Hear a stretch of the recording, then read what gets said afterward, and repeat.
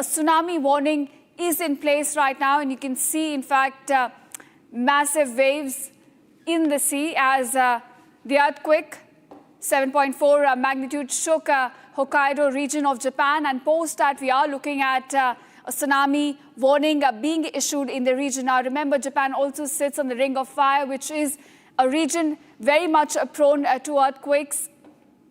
And now post a massive earthquake following a magnitude of 7.4, we are looking at tsunami warning being issued in the region. And as you can see, the sea, in fact, massive waves just post the earthquake. These are live visuals we're getting from Japan's Hokkaido prefecture. This is where earthquake shook Japan's prefecture.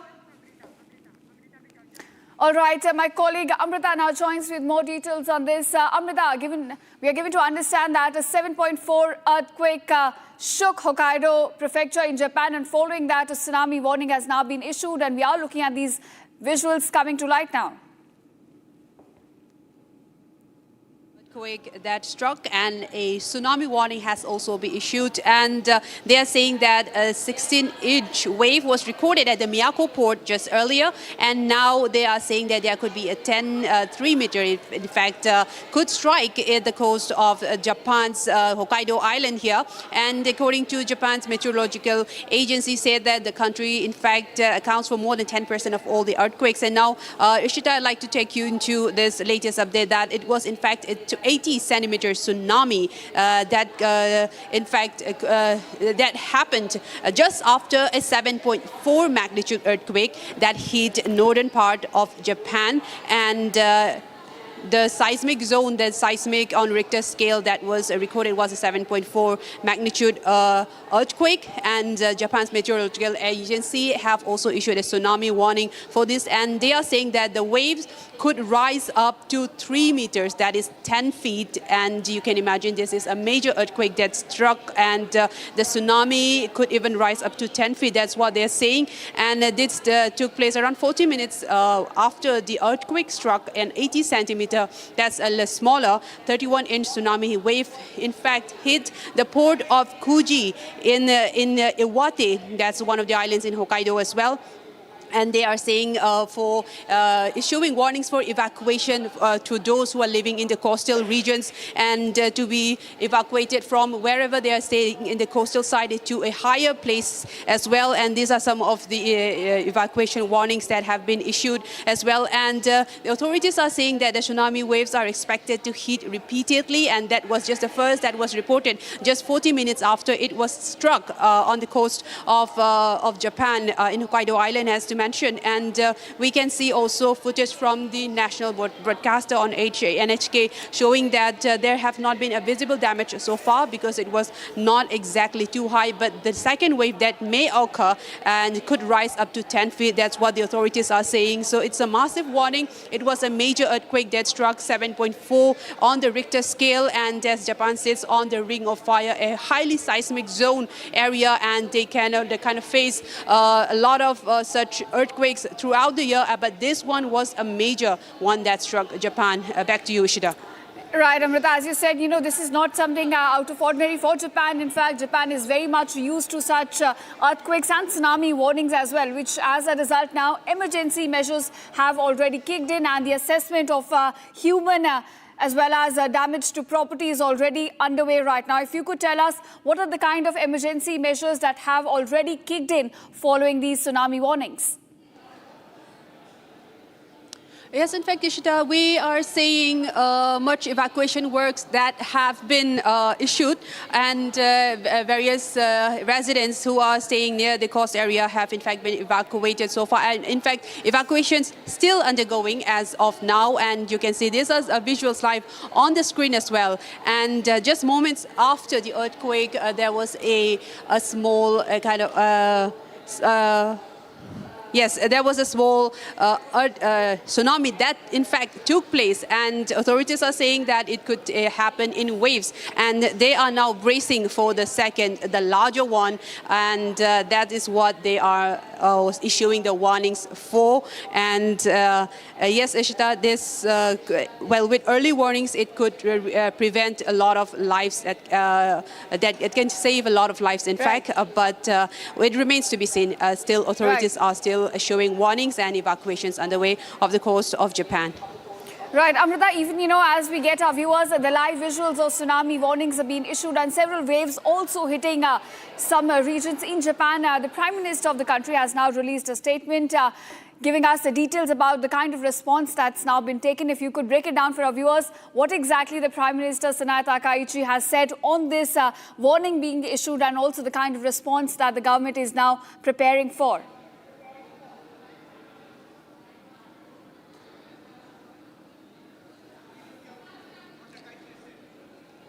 Yes, Ishita, yeah, I just want to highlight some of the points, and also Japan does get many earthquakes throughout the year, being situated in a very highly seismic zone, as I mentioned earlier, and in fact about 7 or above. It happens in Japan every year in almost 16 months. A 7.4 Richter scale on the Richter scale does trigger massive tsunami waves across the in the coast. And according to Japan Meteorological Agency, also the country has they said that it does account for more than 10% of the earthquakes. And now the most recent major quake that took place before that we can remember was in December 2025, and it was 7.6. And the one that's recorded today is 7.4. And it's a very small difference, but in fact it could translate into large differences on ground, because just 1 point difference in the magnitude does trigger massive tsunami waves, and in fact could wreak havoc on the coast. So Ishita, as what we're picking up for now is that they are still alerting the residents in the region, especially the residents near the coast, and they are still undergoing on the evacuation processes. And well, it remains to be seen, and more evacuation still awaited as of now. Right, Amrita. So evacuation is still on in several parts of the country as the tsunami waves are now hitting the region post a massive 7.4 magnitude earthquake. Now, viewers, we're getting you visuals from different parts of Japan. This is where 7.4 magnitude earthquake has hit the region, issuing and leading to tsunami warnings now being issued in several parts of the country. And these are visuals showing you the impact of the earthquake that shook the region, a 7.4 magnitude earthquake shaking Hokkaido prefecture, and also leading to tsunami warnings now being issued. In fact, tsunami waves are already hitting several regions. Now, the warning says that waves could go up to 3 meters as well in certain parts.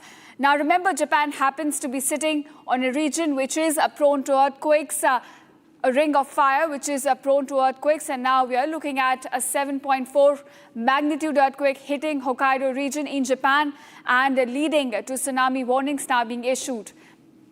In fact, visuals on the screen also showing you the impact and the moment right when the 7.4 magnitude earthquake hit the region, jolting, in fact, several parts of the country. As you can see on your screen, the impact of the earthquake which shook the region. All right, viewers, now we're slipping into a very short break, but on the other side, we'll continue to get you all the updates about Japan's tsunami warnings being issued in several parts of the Hokkaido prefecture right after the country was hit by a 7.4 magnitude earthquake. चमकी चाट से क्या बना है? Sandwich लस्सी और छाछ हर घूंट में चमकी चाट। अब बताओ, स्वाद आया? असली स्वाद सिर्फ चमकी चाट। रानी, इस घर में कुछ है जो टूटता नहीं। ये पिलर कभी नहीं टूटेगा। रुंगटा स्टील टीएमटी से बना। रुंगटा नहीं तो घर स्ट्रॉन्ग नहीं। रुंगटा स्टील टीएमटी बार एकदम solid.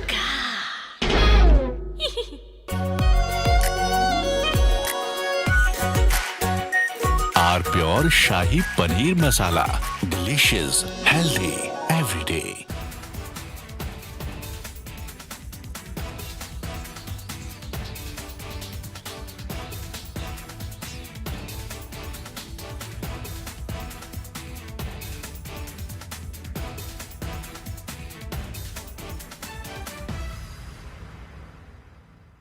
The Indian Air Force is giving its old MiG-29 fighter jets a powerful new weapon from Britain that turns them into modern fighters ready for today's battles. MiG-29s first came to India in the 1980s, have flown many missions along the tough borders with China and Pakistan. Now they are getting equipped with British ASRAAM missiles that make them as strong as NATO planes in close fights. The Ministry of Defense sent out a request for proposals to fit the Advanced Short-Range Air-to-Air Missile on the MiG-29 UPG version.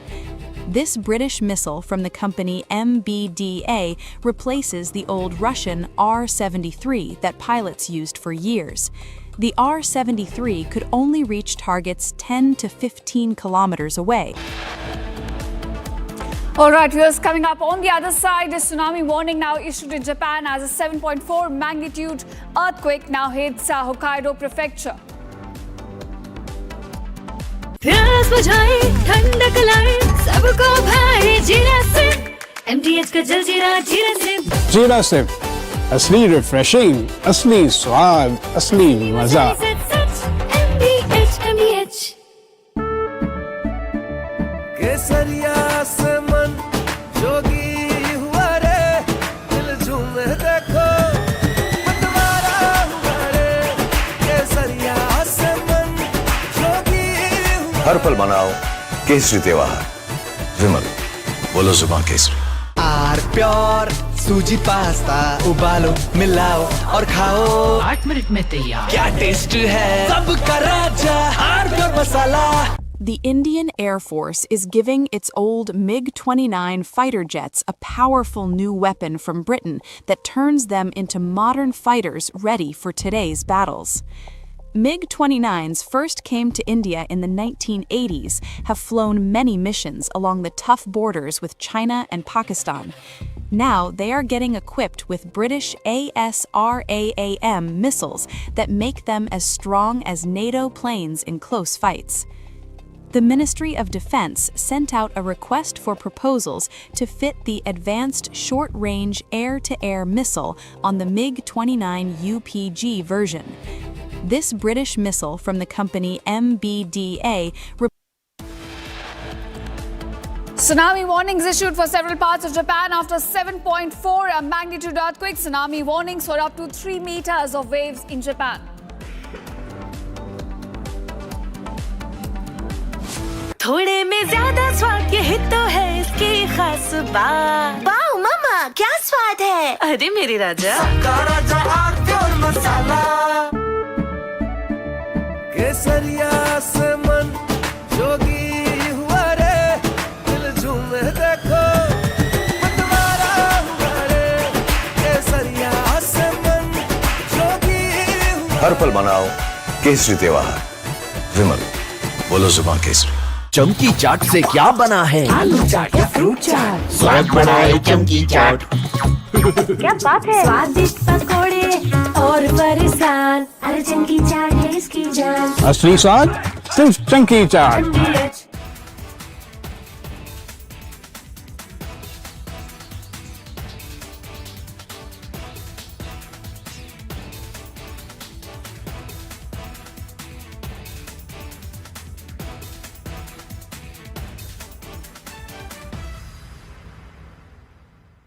The Indian Air Force is giving its old MiG-29 fighter jets a powerful new weapon from Britain that turns them into modern fighters ready for today's battles.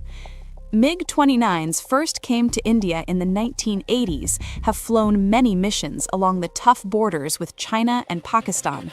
Now they are getting equipped with British ASRAAM missiles that make them as strong as NATO planes in close fights. The Ministry of Defense sent out a request for proposals to fit the Right, we have breaking news coming in right now. Viewers from Japan. It's a developing story. Tsunami hits Japan after a massive earthquake jolted the country. And we are getting you more and more updates from Japan. Live visuals from Hokkaido, Japan, as the tsunami is triggered after an earthquake. Tsunami warning has been issued. Okay, but we do understand that there has been an 80-centimeter tsunami at least, magnitude 7.4 earthquake. It's a massive earthquake. We were 7.4. It brings back the memories of the earthquake that happened years ago in Japan that had triggered the tsunami. And right now, these are visuals coming in from Hokkaido. Okay, you can see many social media user-generated visuals as well. Amrita is joining us live on the broadcast for more. Amrita, tell us more details about the impact. Are we understanding anything? What's happening on ground zero after earthquake hits Japan?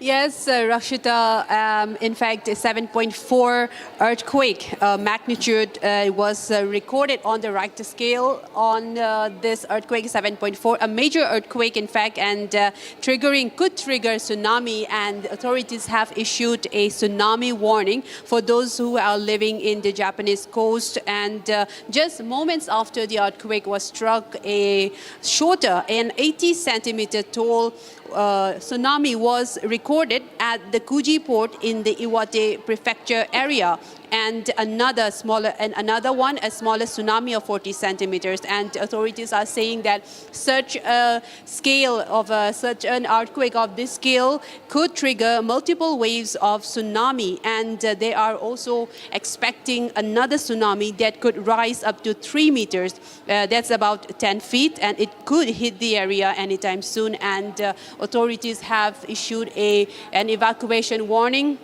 for those living in this. Stay with us, Amrita. We are getting in a reporter from Tokyo. We have Nupur Tiwari joining us live from Tokyo in Japan. Nupur, if you could just tell us the latest from ground zero as this massive earthquake has hit Japan and a tsunami has been triggered.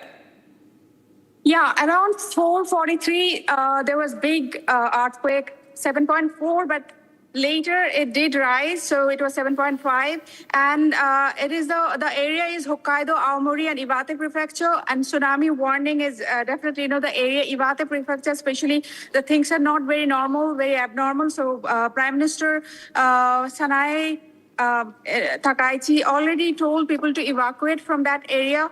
But here in Tokyo, things are very perfect. The country, Japan, actually the country which believes in Zen. So you can see in Tokyo, people are really moving. There is, as you will see, that there is nothing happened because Japan is very much used to with these kind of things.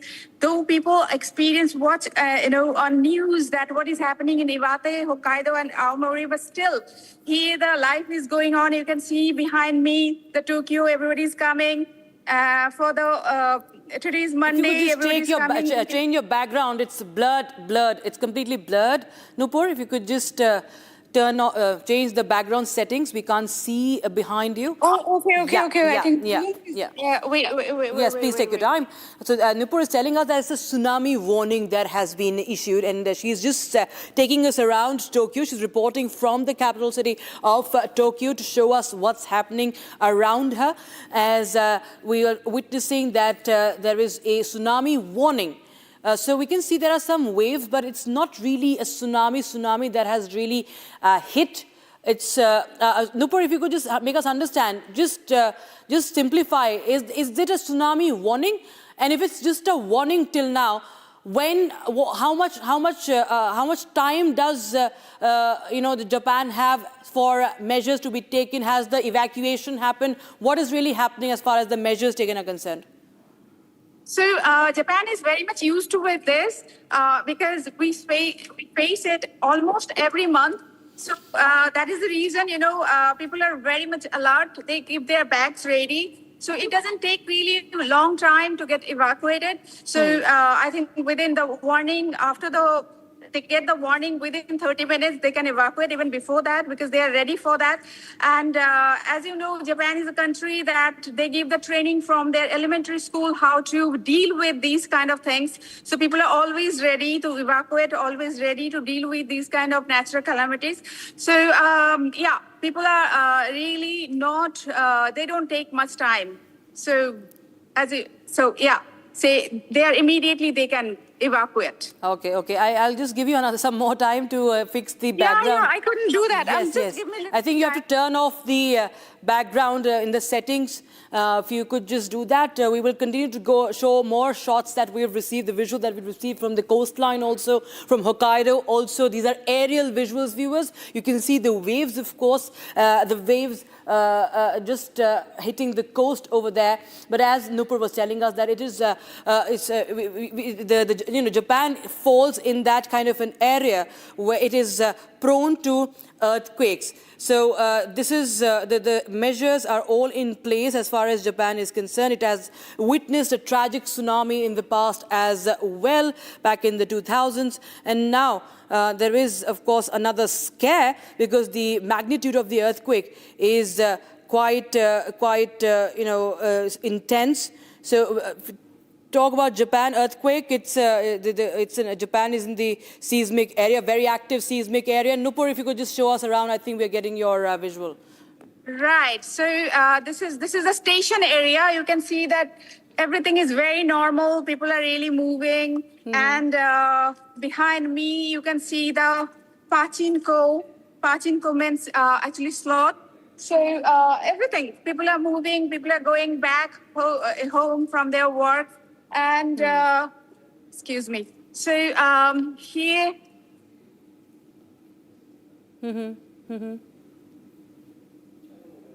So how far is the epicenter from Tokyo? This is actually around 1,200 kilometers. All right. Okay. So it's really far. So and actually the Japanese it doesn't affect Japanese that because they are very much used to almost. Okay, just stay with us. Can you see? Yeah. Yes. Nupur, just stay on with us. We're also getting in experts also. We have SkyMet President, Mr. GP Sharma, joining us. Thank you so much, sir, for joining us on this developing story. Sir, how do we interpret the impact, how dangerous this could be, how much time there is if we understand the tsunami warning is in place, sir?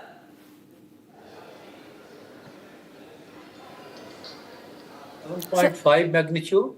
Obviously, when it is there in the sea, epicenter is in the sea, it is quite natural that the tsunami warning is issued because it's a big earthquake. Okay, it's a severe earthquake activity, and therefore it is quite natural that the tsunami warning is issued. Yeah. Anytime when such big earthquakes they happen. So is the case with Japan, and this is a country which is used to these types of severe earthquakes, and as we see, this earthquake happened at about 1:30 in the afternoon as per our time. Okay, about 13:30. It's almost about 2 hours from now.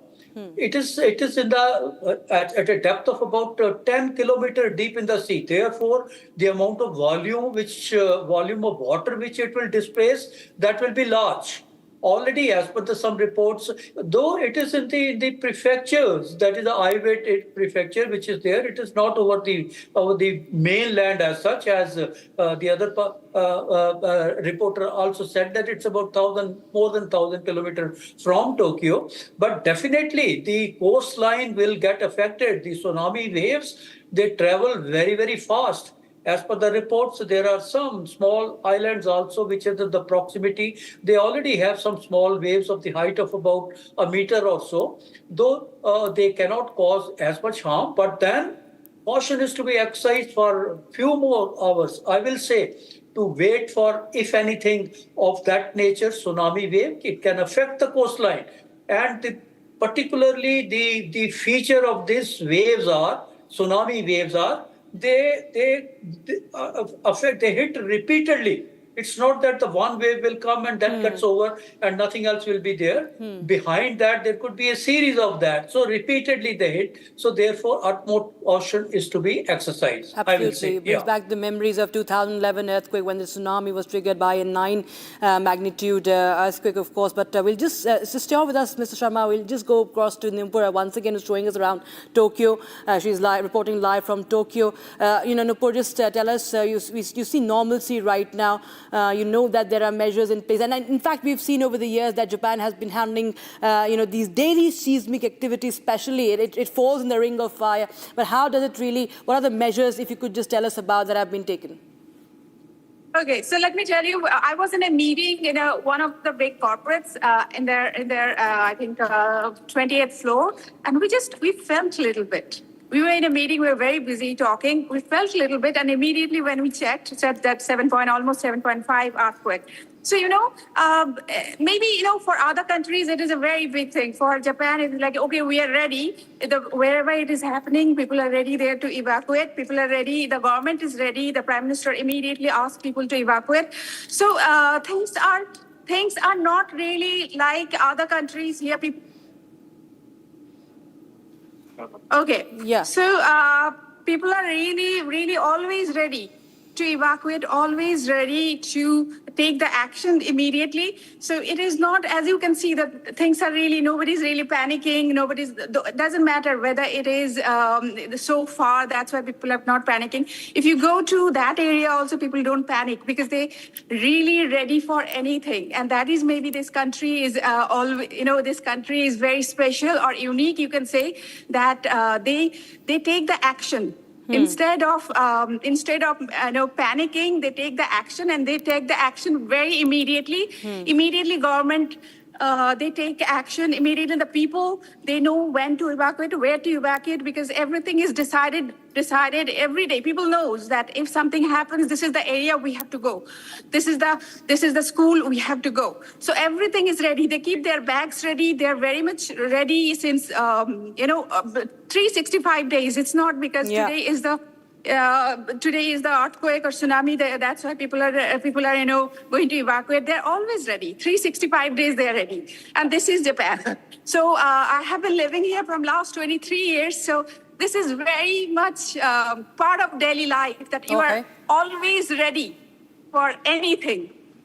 Right. Stay on with us, Mr. G.P. Sharma. Well, as we understand that now, with what has happened in the past, Japan has indeed taken precautions. But you were talking about the tsunami waves. Now, how, if you talk about this magnitude of earthquake, 7.4, 7.5 being reported, can we predict the intensity of the tsunami also, or rather, for lack of a better word, magnitude or the impact? How dangerous a tsunami can be triggered by this magnitude of an earthquake?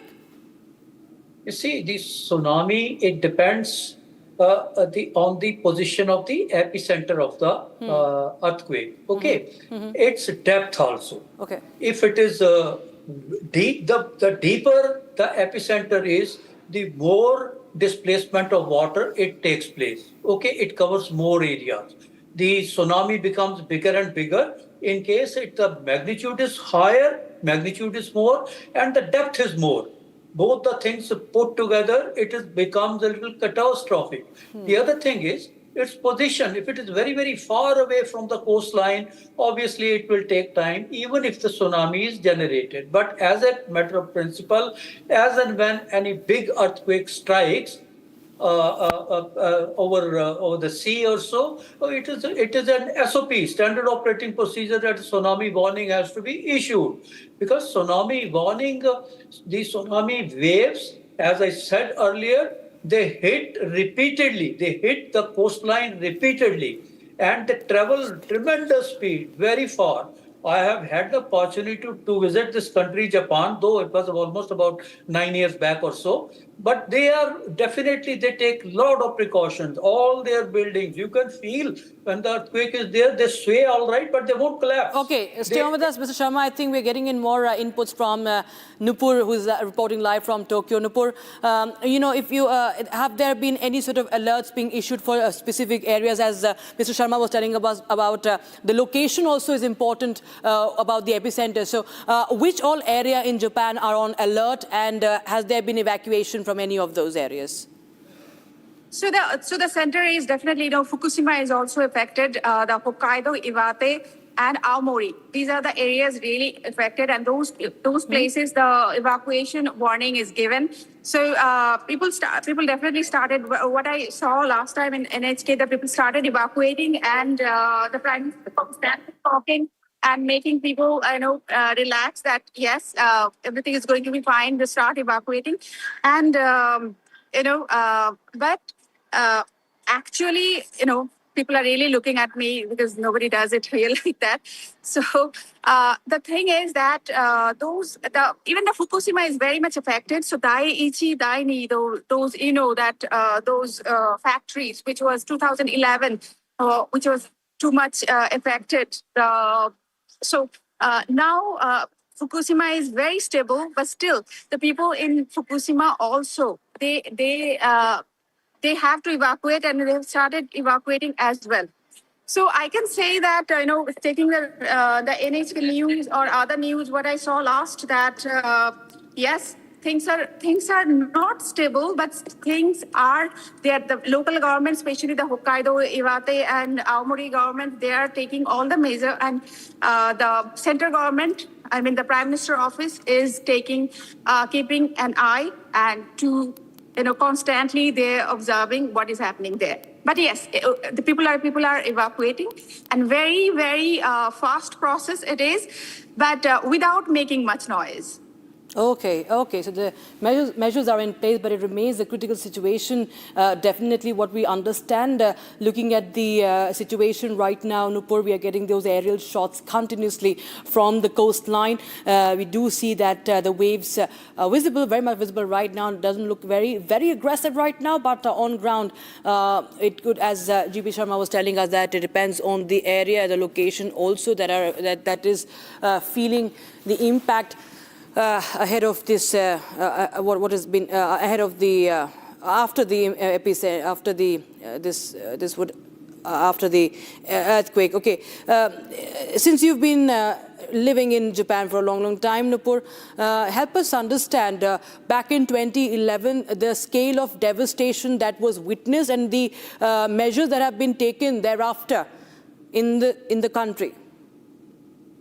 So yeah, 2011, it was again the biggest earthquake that time, especially followed by tsunami.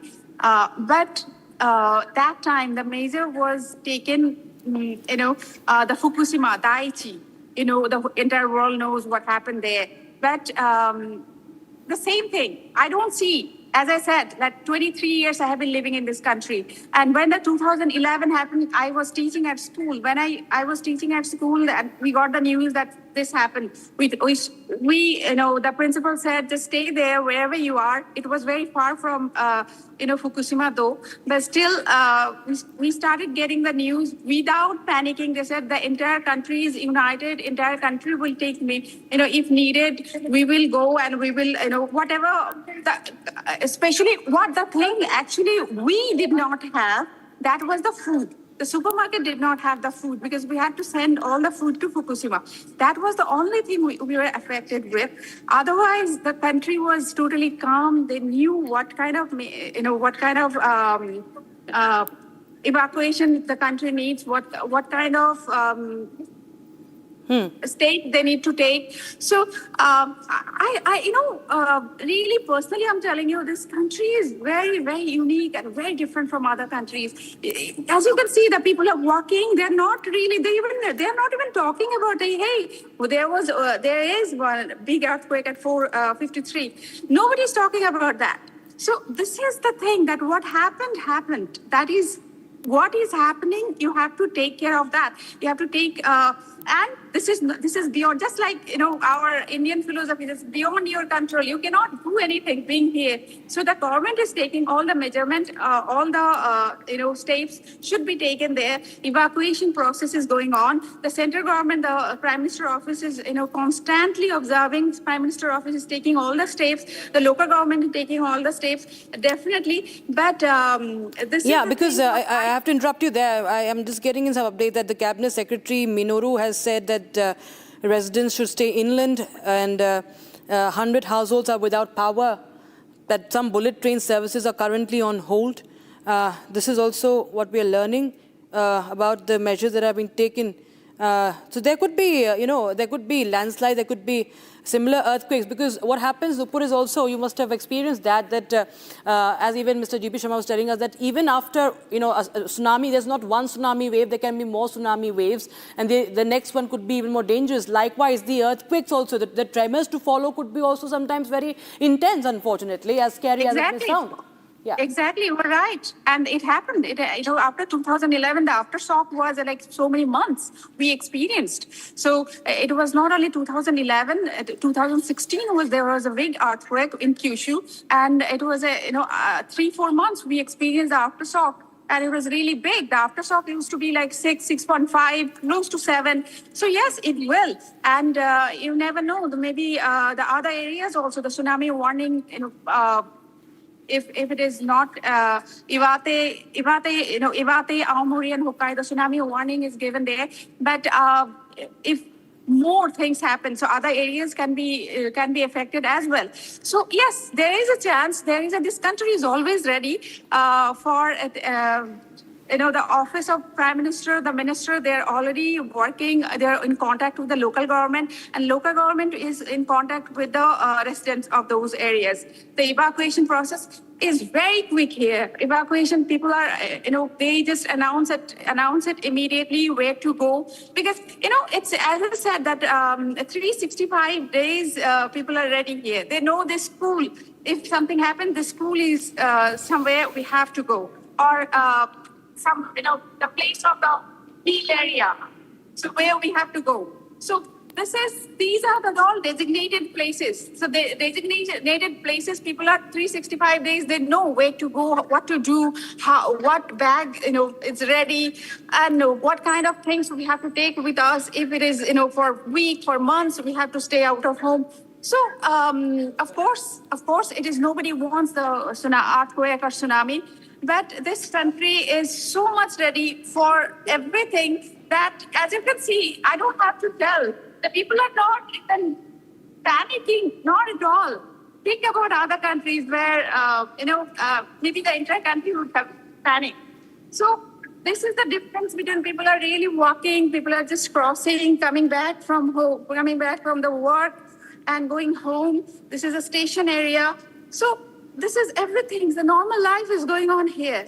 You wouldn't really feel that something happened. Of course, things are happening there. There are JR, Japan Railway, that area already stopped. Nothing is, no public transportation is on there, no buses, no Japan Railway. So, of course, that area, things are very different. But entire country, the other parts of the country is very calm. And just like Zen, just like meditation, they are doing what they need to do for the rest, for the end of the day. So this is Japan. And this is what I always tell to the rest of the world, that Japan is very, very unique, very different from other countries, because they are always prepared. And they believe that what is in their control, they can control. What is not in their control, they cannot just let it go. Because people are there, they have chosen the Prime Minister, very capable Prime Minister, Takaichi-san, and they have great ministers also, as like Kyuchi Minoru-san, as you said. So they're observing the situation. They are sending the people from Tokyo to those areas, Iwate, Hokkaido and Aomori, and they are taking care. The local government very much quickly, they're taking all the actions. So I can say that what is in humans' hand, people would do. The government and the local government, people would do. What is not beyond control, definitely. Japan will say it was not in my control. Rightly pointed out there. And as my colleague Nipur is getting us a lowdown live from Tokyo.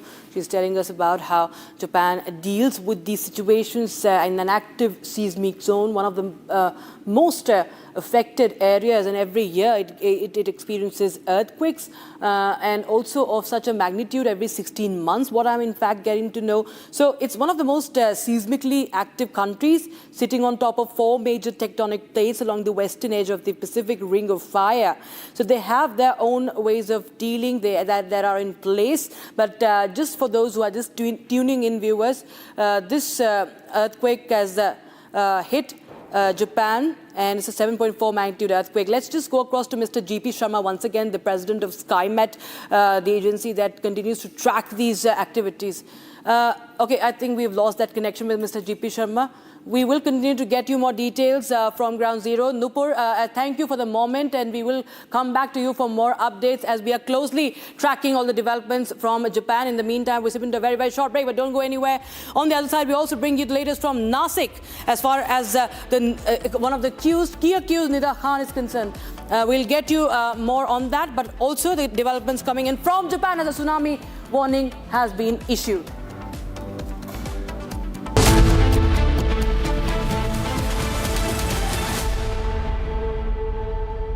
13,000 placements last year. At Amity, we are committed to nurturing passionate, hardworking and proactive professionals.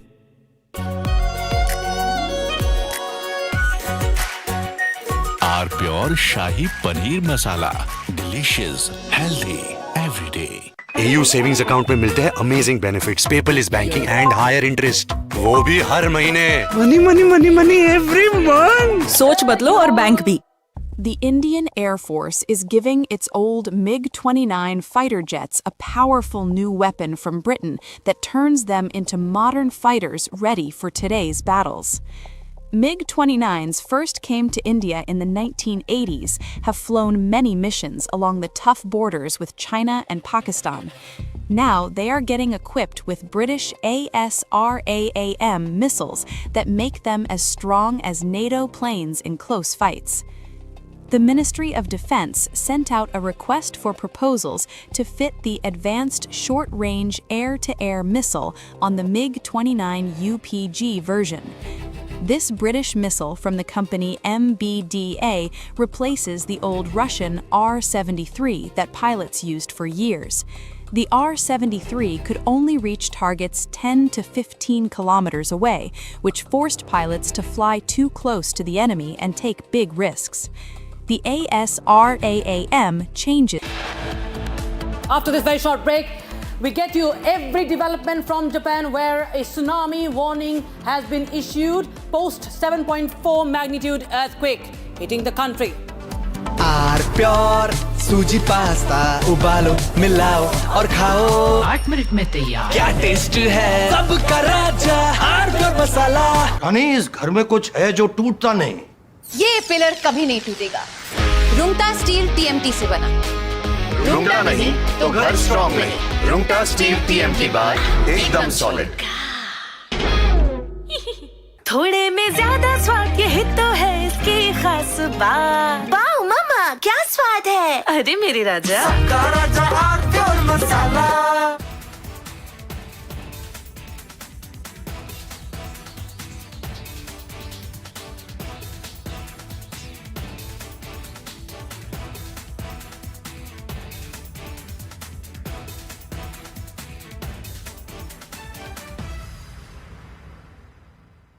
The Indian Air Force is giving its old MiG-29 fighter jets a powerful new weapon from Britain that turns them into modern fighters ready for today's battles.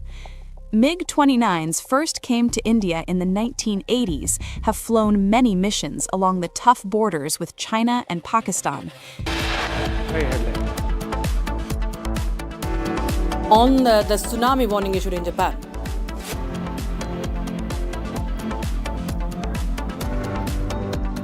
चमकी चाट से क्या बना है? Sandwich लस्सी और छाछ और हर घूंट में चमकी चाट।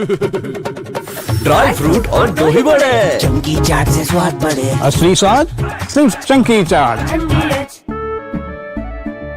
केसरिया से मन जोगी हुआ रे, दिल झूमे देखो मतवारा हुआ रे, केसरिया से मन जोगी हुआ। हर पल मनाओ केसरी त्योहार। विमल, बोलो जुबान Kesari.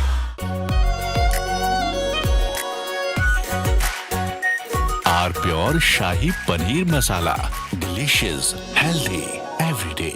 The Indian Air Force is giving its old MiG-29 fighter jets a powerful new weapon from Britain that turns them into modern fighters ready for today's battles. MiG-29s first came to India in the 1980s, have flown many missions along the tough borders with China and Pakistan. Now they are getting equipped with British ASRAAM missiles that make them as strong as NATO planes in close fights. From Asia's largest news headquarters, setting the agenda for Bharat.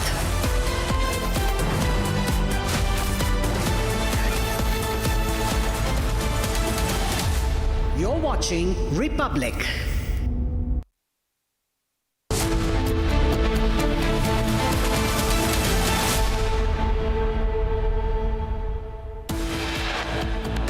The mastermind in TCS grooming scandal case still absconding, hearing underway on the Nida Khan anticipatory bail.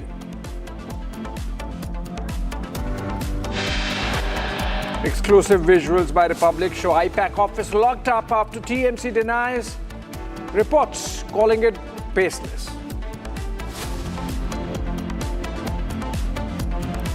Five-day shutdown across Manipur over Tronglaobi bomb attack. Thousands march seeking justice for children killed in the episode. ED raids the premises of two sons of Karnataka Congress MLA N.A. Harris and some others in a cryptocurrency-linked money laundering case. Surat Crime Branch exposes a major political hawala scandal allegedly involving the Aam Aadmi Party just ahead of the local body polls in the state.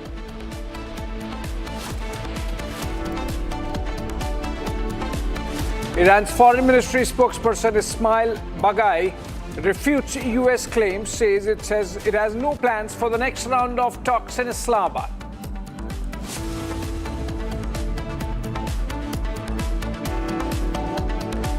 Iran says Washington will not hear a different response regarding its demand to hold uranium enrichment, accuses US of betraying diplomacy twice in negotiations.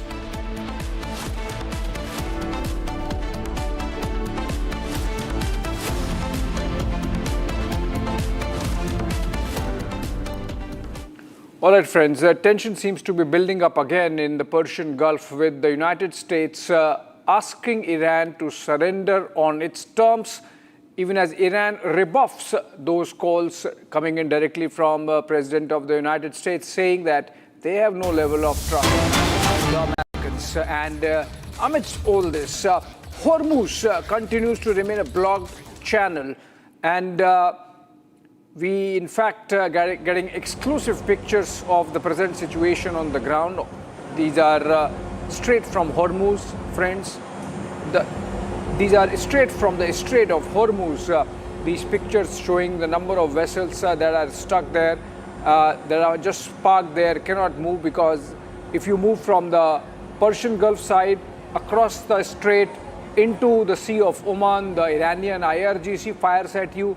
If you are coming from the Arabian Sea into the Sea of Oman and go into the Strait of Hormuz, then the Americans are firing at you. So whichever side you are moving, either from west to east or east to west, from the Persian Gulf to the Sea of Oman or vice versa, you are going to be fired, and that's why it's all zero movement for all these vessels. Look at these ships dotting the channel, and the numbers, about 150 major, minor oil vessels, tankers, ships is stuck in the Gulf of Hormuz. We in fact have, we are connecting with Captain Raman Kapoor. He is joining us live from right there inside the Persian Gulf. and he's stuck on one of the vessels. Very good afternoon to you, Captain Kapoor, and the viewers watching this broadcast would want to know how you are doing. Are you safe? Are you fine? Are you taken care of? Good afternoon. Thank you for having me. Yes, we are currently stranded inside Persian Gulf, and we are stranded here ever since the war started. So far, we are keeping ourselves safe here, but the conditions are changing every day as we keep getting various news about the area. Yes, it is safe so far.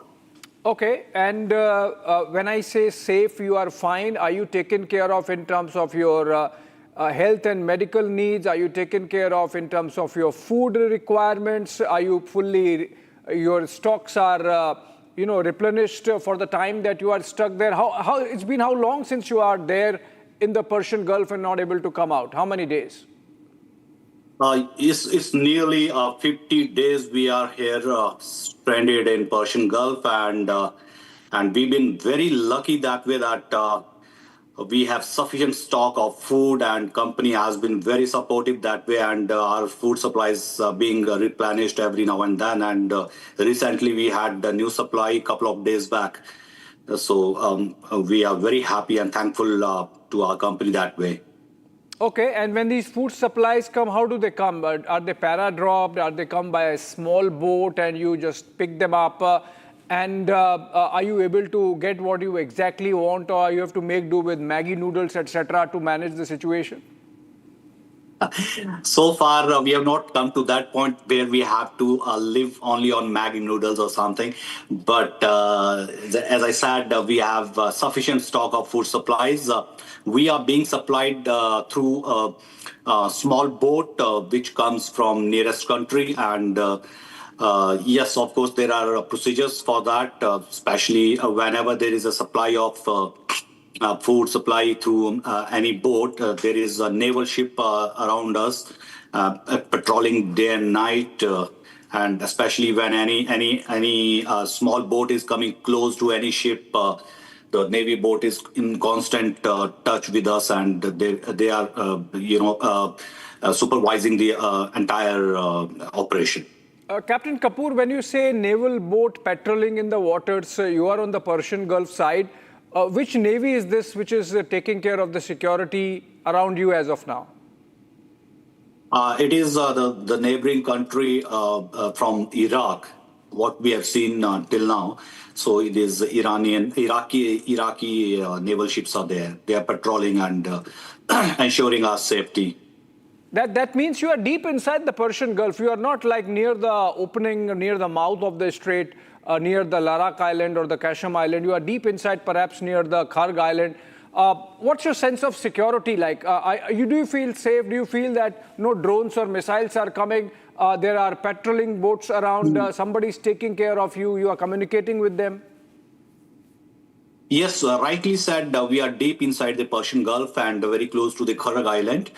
And yes, earlier there was a big concern because we have witnessed various missiles flying over our head and various explosion noises we had heard. Yes, there was a time when situation was very tense on board ship and every crew was scared. But past few days, ever since the ceasefire has been announced, the situation has been a bit relaxed, and it's a major relief for all of us. And we have not witnessed any more attacks on merchant vessel, and no more flying of missiles and drones, etc. in the region. But you would be tracking the developments on the diplomatic front closely, Captain Kapoor, because your coming out depends on them. It seems that both Iran and the US are escalating. They are not having second round of talks, which was expected to take place in Islamabad on Tuesday. And if those talks do not happen, then we are looking at the possibility of ceasefire collapsing and the war breaking out again. Is that something which concerns you, worries you? Yes, of course, it is a major concern at the moment. Things are moving towards, escalation of war again, since the talks are not going positive from both ends. So it is a major point of concern at the moment, and we are again scared of that. We may get into that zone again where uncertainty is killing all of us, and no one is sure what is going to happen and what is happening outside.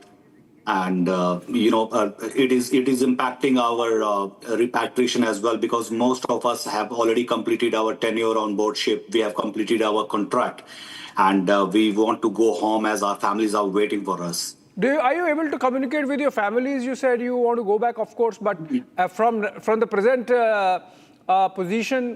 present situation that you are in, are you able to communicate to your family, your friends, your company, the government, somebody in the Indian Navy, and get an update about what's happening outside and give update about what's your situation? Yes, we are in regular touch with our families, friends, and company, of course, on daily basis. And companies providing us all the security concerns, security notifications, or any incident happening in the area. And but we are not in touch with the government authorities, as in direct contact is not there.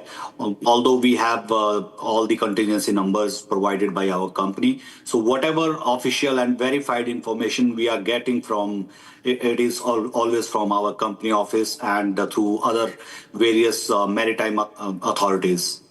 Okay, Captain Kapoor, before I let you go, last question: any message, any appeal you want to send across through this, through our platform to the government and to the authorities, both in the Gulf and outside, that they should be finishing off very soon, and so that you can come out? Yes, first and foremost, as a ship captain, I would request the de-escalation, and it is very, very important for whole world at the moment that this war ends soon, and the safe passage through the Strait of Hormuz is opened. Since this is not our privilege, it is our right to transit through strait, safe sea passage. And it will definitely help in the global economy, and we are the backbone of the global trade, and we should be we should be given the safe passage. Right, safe passage. That's the demand coming in from our merchant Navy crews that are stuck. Speaking through Captain Raman Kapoor there on one of those stuck oil tankers. Thank you so much, Captain Kapoor, for joining us on this broadcast. Hope your ordeal ends soon and you are able to come out of the Strait of Hormuz and be back with your family. Thanks for joining us. All right. Back home, and a very significant development in Tamil Nadu connected with the elections. It seems that there is a gap of rupees 100 crores in the two affidavits that have been filed by TVK chief Thalapathy Vijay. And the reason is because he's contesting from 2 seats. And now the Madras High Court has intervened and called for response from Vijay, as show cause notice has been issued to Vijay to respond and explain this 100 crore rupees gap in the two affidavits. The petitioner, who has approached the Madras High Court, has alleged that the value of movable assets declared was rupees 224 crores in Tiruvi East affidavit, that is the affidavit filed for the Tiruvi East constituency, while in the one filed for the Perambur constituency, the second constituency from where Vijay is contesting, the value is shown as 105 crore rupees. So this gap between 224 and 105 crores, roughly about 120 crores actually, is something which the High Court of Madras wants to understand, and Vijay has been made a respondent.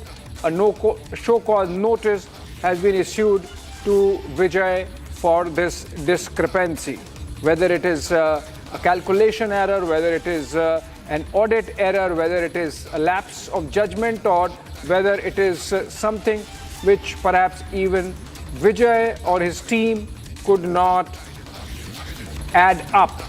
That's the question perhaps the Madras High Court would be deliberating once a reply comes from Vijay. All right, from one breaking connected with elections in Tamil Nadu to another breaking connected with elections in Bengal. Remember, both the states go to polls on April 23rd. That's a couple of days from now. And while Tamil Nadu would finish off its elections on 23rd itself, Bengal is going to have one more phase on 29th. And ahead of that, TMC, the ruling party, there in a soup because IPAC, the Political Action Committee that's been in the news for strategizing on behalf of the Trinamool, the essential brains trust of Trinamool insofar as their political strategy is concerned. It's under the scanner of Enforcement Directorate, and now we have pictures of the IPAC being shut down and the election nerve center of TMC shut after the ED raids. In fact, IPAC has issued an email to all its employees to take a 20-day break. Whether they get paid for it is not clear, but the 20 days break is because the IPAC leadership led by Prateek Jain wants to sort out the issues connected with the probe led in the main by the Enforcement Directorate. A panic in TMC because IPAC acted as the TMC's strategy team. In fact, remember when the IPAC director Rishi Raj has been summoned. Harsha is joining us live with us for more on this from Kolkata. And all right, Harsha, coming to you. There seems to be panic in Trinamool given the fact that even Mamata Banerjee herself had gone to pick up some files last time when the ED raid happened. Now, of course, it's completely shut. What are you hearing about what exactly the ED has against IPAC which makes Trinamool so nervous? So there's a lot of tension, Abhishek, which is already triggered in the TMC party, and there's the reason why for a private firm, continuously Mamata Banerjee is responding, and she's continuously mentioning that there is no halt to the campaign. The office is not shut, but Abhishek, right now we're outside IPAC office only. We can show you the visuals here. The doors are shut. We can see the locks which have been put up outside the office of the IPAC, which clearly shows that the news which was the news of the email which was sent by the HR of the IPAC to all the employees that they don't need to come. They will be doing work from home till 20 days of the elections. But still we see there are few people inside, Abhishek, and we believe there are few who are inside. The doors have been locked from outside, but we still can see 2 to 3 people inside the office right now. It's majorly being stated that they are the house helps which are inside. But this raises a lot of questions, Abhishek, in the Kolkata, because this office of IPAC was established in the year 2019. In 2021 also IPAC helped to strategize the election for Mamata Banerjee, but this time it's not only the false transaction and the funding through the Hawala route by the IPAC founders and co-founders, but also regarding the coal smuggling case as well. All the 3 founders, co-founders, be it Rishi Raj, Prateek Jain or Vinesh Chandel, are in question by the ED. In fact, Jain was summoned today by the ED court. Not only this, Vinesh Chandel is already in the custody, and also Rishi Raj Singh as well. And this is the office which clearly states that the news which the employees were sharing at the cost of anonymity, they stated that they don't want their name to come out, but yes, they shared the mail which was sent to them by the HR of the IPAC by stating that they need to contact the firm after 11th of May. That means 20 days from now, 20 days from yesterday, from Sunday, when exactly the news was out. Mamata Banerjee stated that IPAC is still managing the campaign for TMC and the office is not shut. It's not halted. Operations are not halted. But what we see here is that office is shut. But yes, Abhishek, this is not just the office of the IPAC. We very well know that IPAC is working very close with Abhishek Banerjee, and the office of the IPAC, one office of the IPAC is also attached to the Abhishek Banerjee's office as well. We'll try to show here as well, because this Abhishek is, you can see the lock has been put up, and this is exactly the main entrance of the IPAC. We can't go inside, but I'll ask my camera person if we can get any visuals of inside, because we very well know that there are few people, we can hear the voices who are still inside the office, but I believe there might be some back gate to this office as well. But yes, the locks have been put up and the employees are not here. The employees have been asked to work from home, and therefore we also see the mass resignation which is happening in the IPAC office. Okay, Harsha, my question is, when you pan the camera, I could see, or you could also see some people who are inside. Who are they? Is not all the staff gone? वो housekeeping security और हम लोग बात कर रहे हैं यार आपस में. लेकिन मैं ये पूछ रही हूँ, ये ताला कब लगाया आप लोगों ने? ताला हम लोग क्यों लगाएंगे? ऑफिस क्लोज कर दिया तो ताला पड़ेगा ना. आप बारी कब से बंद है ऑफिस? रोज बार संडे सुबह से. हाँ. तो अंदर कितना लोग हैं अभी? 8-10 हाउसकीपिंग जो काम कर रहा है, सिक्योरिटी है.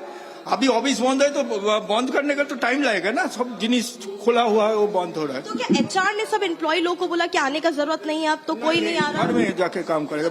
10 तारीख को आएगा सब. लगभग कितना एम्प्लॉय लोग यहाँ पे वैसे काम करता था? 350-400 लोग काम करते हैं. और जब संडे कल सुबह से जो बंद किया गया है, कोई कारण था, कोई आया नोटिस देने, या ऐसे ही बंद कर दिया? नहीं, मैनेजमेंट सोचा कि अभी बंद कर देंगे, जैसे ऐसे वो सब हो रहा है ना. किसी से हम लोग मैनेजमेंट का बात नहीं जानते. तो आप लोग कुछ बताया गया है कि अभी ऑफिस कब खुलेगा, कब तक बंद रहेगा? बंद है, तुम लोग सैलरी मिल जाएगा तो हम क्या करें? घरे बैठे बैठे सैलरी नहीं देंगे हम तो, हमारा कोई नहीं है. जब से ये ऑफिस बंद हुआ है, कोई सीनियर आदमी आया यहाँ पे? जैसे आप लोग का 3 फाउंडर लोग हैं, उनमें से कोई भी आया? मेल करके नहीं, वो सीनियर लोग तो सब दिल्ली पे गिफ्ट में जानता नहीं, दिल्ली में जाए. उसके अलावा कोई सीनियर व्यक्ति, कोई सीनियर एम्प्लॉय यहाँ पे आया, किसी से कोई बातचीत? ये तो छोटा टीम है. जो टीम का टीम लीडर को बोल दिया आने का जरूरत है, मेल कर दिया. अभी तो सब तो ऑनलाइन में होता है ना, मेल कर दिया आने का जरूरत नहीं. उसको करो.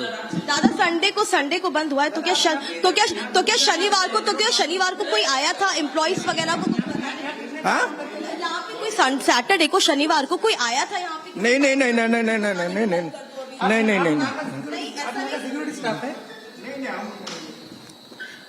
So we see, Abhishek, clearly this is one more back entry towards the office of the IPAC. We just now spoke to one of the security guards of the IPAC. He told us to go from here. He clearly stated that there are house helps inside, there are security people inside, and we are not allowed to shoot. The office is shut since Sunday morning. So yes, the news of the IPAC being shut since Sunday morning is a right news, is a confirmed news. Mamata Banerjee stating that the office was not shut was a blatant lie. When she was addressing to the citizens of West Bengal from the stage. She stated that the IPAC office is not shut.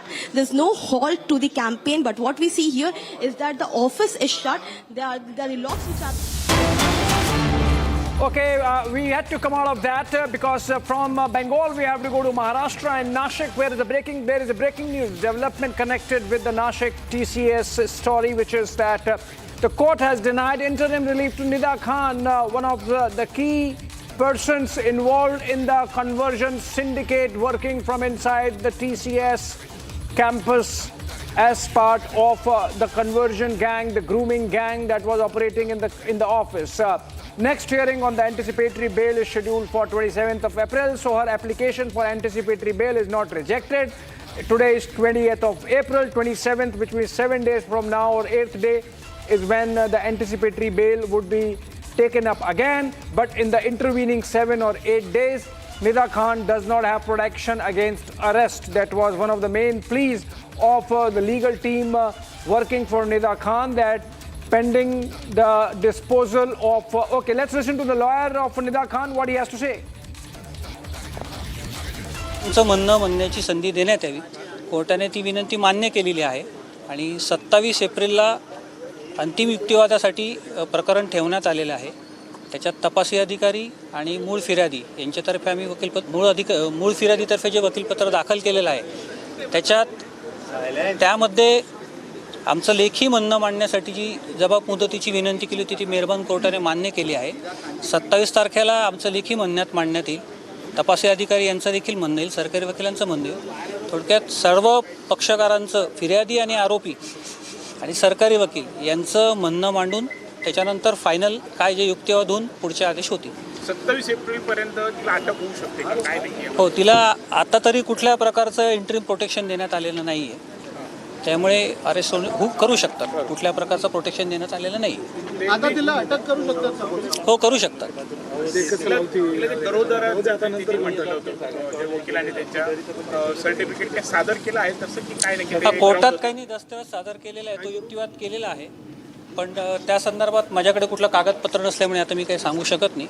परंतु कोर्टाने आत्ता show cause notice काढलेली आहे. फिर्यादी, मूळ फिर्यादी आणि तपासी अधिकारी यांचं म्हणणं ऐकूनच पुढचा काय असेल तो आदेश होण्यात येईल. सर, हिंदी में जाना चाहेंगे आज कोर्ट में आपके पक्ष Yes. में क्या रखा आपने, क्या जी रहे हो? ये केस में ओरिजिनल विक्टिम की तरफ से वकील पत्र आज दाखिल किया है. हमारी कोर्ट से मांग थी कि हमारा कहना जब तक कोर्ट में आता नहीं तब तक ये जामीन के ऊपर की जो सुनवाई है वो अगली तारीख कर एडजर्न की जाए. कोर्ट ने ये एक्सेप्ट किया है और हमें भी और प्रोसिक्यूशन को भी अपना जो लेखी रिटर्न स्टेटमेंट जो है वो देने के लिए परमिशन दी है. Matter is kept now on 27 April 2026 for the say of आयो as well as the say of the victim.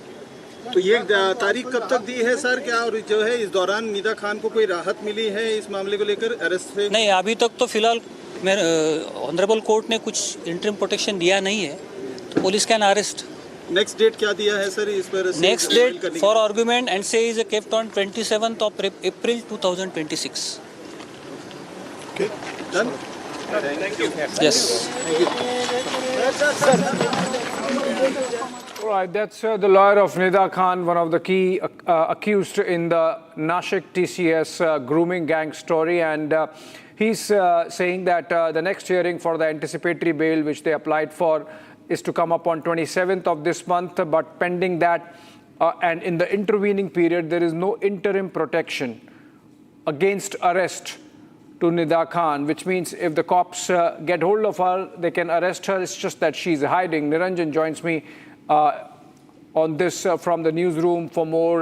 Niranjan, clearly Nida Khan now on thin ice. She does not have any protection against arrest. If the police sniffs out where she is, most likely in Mumbai as it is being talked about, she can be arrested.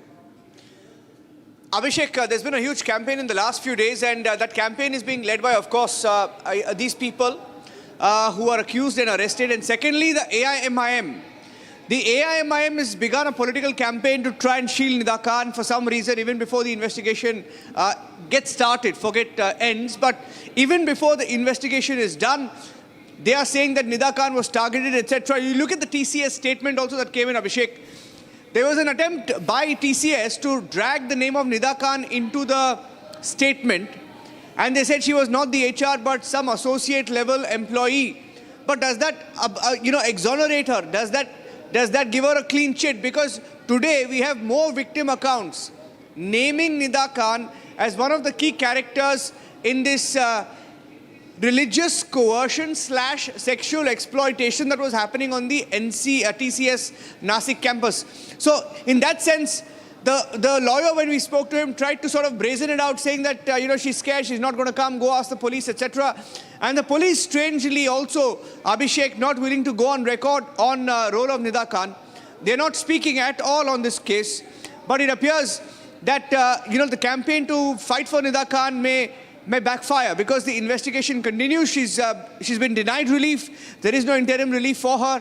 She will have to be present in court. Right. I think that's what the lawyer said. She will have to be physically present. Right, that's going to be a big one. There is no protection and she has to be present in the court on 27th, which means even if she manages to evade the cops till 27th, at least on that day she will have to appear in person. I think we have more information coming on this story from Nashik. We are going to be joined in by our reporters Jatin and Anaya, and we take a quick short break, and coming up on the other side, more on the developments in the Nida Khan story from Nashik.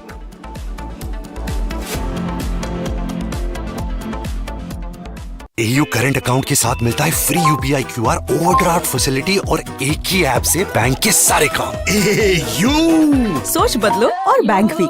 ARK pure suji pasta उबालो मिलाओ और खाओ 8 minute में तैयार। क्या taste है सबका राजा hardware masala.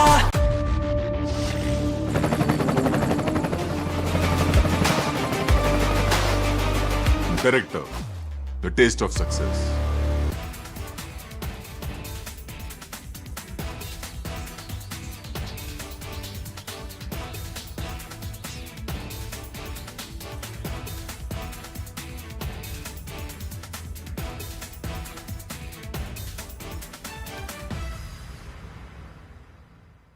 The Indian Air Force is giving its old MiG-29 fighter jets a powerful new weapon from Britain that turns them into modern fighters ready for today's battles. MiG-29s first came to India in the 1980s, have flown many missions along the tough borders with China and Pakistan. Now they are getting equipped with British ASRAAM missiles that make them as strong as NATO planes in close fights. The Ministry of Defense sent out a request for proposals to fit the Advanced Short-Range Air-to-Air Missile on the MiG-29 UPG version. This British missile from the company MBDA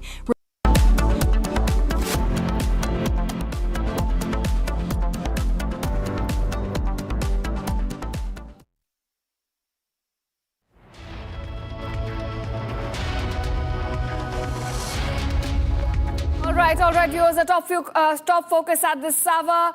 Now we're looking at the Nashik grooming gang scandal, and the accused, in fact, on your screen, the visuals are showing you that there has been no relief for Nida Khan, one of the prime accused in this case. In fact, we have a ground reporter coming up. Let's take a listen. और आज शायद ये possible है कि आज कुछ सबूत पेश कर सकती है पुलिस, क्योंकि उनके पास फ़ोन नहीं थे पुलिस के पास अज़हर शफ़ी के, तो उनके फ़ोन जो हैं वो ढूंढने जा रहे थे, फ़ोन कॉल्स खंगाले जा रहे थे, डिटेल्स खंगाली जा रही थी, चैट देखे जा रहे थे। तो पॉसिबिलिटीज़ है कि आज शायद कुछ सबूत और पेश किए जाए आज, लेकिन पुलिस कस्टडी जो है एक बार फिर से मांगी जाएगी पुलिस की तरफ से। अभी फ़िलहाल हियरिंग के लिए उनको ले जाया गया है। शफ़ी रज़ा जो कि TCS धर्मांतरण के मामले में 2 आरोपी हैं और इनकी लगातार जो है अब सुनवाई हो रही है। पुलिस कस्टडी आज फिर से पुलिस मांग सकती है, नासिक पुलिस। अभी पुलिस को ये कई ज़्यादा पॉसिबिलिटीज़ लगाए जा रहे हैं कि पुलिस को ये शक था कि उनके फ़ोन में कुछ है, क्योंकि बार बार नासिक पुलिस की तरफ से कहा जा रहा है कि फ़ोन के डिटेल्स मिले हैं, मेल्स मिली हैं, चैट मिले हैं और कॉल के डिटेल्स जो है, रिकॉर्डिंग्स जो हैं वो ऐसे मिले हैं। और इसलिए जितने भी आरोपी हैं, अन्य जो आरोपी हैं वो फिलहाल MCR में हैं और जितने भी बाकी आरोपी हैं जिन पर सुनवाई चल रही है उनमें सबसे ज़्यादा महत्वपूर्ण है फ़ोन। तो फ़ोन के लिए ही, फ़ोन के रिकॉर्ड्स देखने के लिए इनके, क्योंकि फ़ोन नहीं मिल रहे थे इसलिए इनकी कस्टडी मांगी गई थी और आज फिर से इनकी पेशी हुई है। सभी आरोपियों के नाम मैं आपको बता दूं और कौन कौन कितने दिन की कस्टडी में है ये भी आपको बता दूं, क्योंकि 9 टोटल आरोपी हैं जो कि जिन पर लगातार कार्रवाई चल रही है और उसमें से शफ़ी और ये रज़ा भी हैं। दानिश के लिए आपको बता दें कि 2 मई को सुनवाई होनी है और निदा खान के लिए कोर्ट में ऑलरेडी हियरिंग चल रही है। निदा खान के लिए एंटिसिपेटरी बेल जो है दाखिल की गई थी और मेडिकल ग्राउंड्स पे एंटिसिपेटरी बेल दाखिल की गई थी। निदा खान लेकिन अभी कहाँ है उसकी कोई भी जानकारी नहीं है। उसके अलावा तौसीफ शेख जो है वो भी एक आरोपी है, आसिफ अंसारी, शाहरुख कुरैशी, तौसीफ अतर और दानिश शेख जिसके बारे में आपको बताया, अश्विनी चनानी जो कि ऑपरेशनल हेड हैं, AGM हैं और निदा खान जो कि एसोसिएट हैं, प्रोसेस एसोसिएट हैं और ये सभी जो हैं फिलहाल आरोपित हैं। आसिफ अंसारी भी इनके साथ ही। इन सब के लिए जो है सुनवाई कोर्ट में चल रही है। नासिक कोर्ट में फिलहाल आज शफ़ी और रज़ा को लाए गए, बाकी सभी जो आरोपी हैं उनको MCR 14 दिन की। All right, viewers, so still proceedings on in Nashik Sessions Court as the accused are now being produced before the court, and the court says there is enough evidence against Nida Khan, has not been given any relief by the Sessions Court. She is filed for an anticipatory bail which has now been denied by the Nashik Sessions Court. In fact, we're getting you visuals of these prime accused in this case. There are about 9 accused in the grooming gang scandal case at TCS. They were produced at the Sessions Court before and they're now being taken away by police. Currently, there's no relief provided to any of the accused in this case. And Nida Khan, who still remains absconding, she's the alleged mastermind, as police has called her in this case, and she still remains on the run, but court has denied any relief to her in this case. Now, the next hearing on her anticipatory bail will take place on 27th of April. And at this time, proceedings are still on as none of the accused have been given relief by the Nashik Sessions Court as the investigation in this grooming gang case still continues at TCS unit. But the questions now being raised about TCS and why is TCS trying to protect Nida Khan, one of the prime accused in the case. We're getting you live visuals from outside the Nashik Sessions Court where the proceedings were underway. The court was in fact hearing the bail pleas filed by several of the accused. And now we also have a ground report by my colleague Revati. Let's take a look.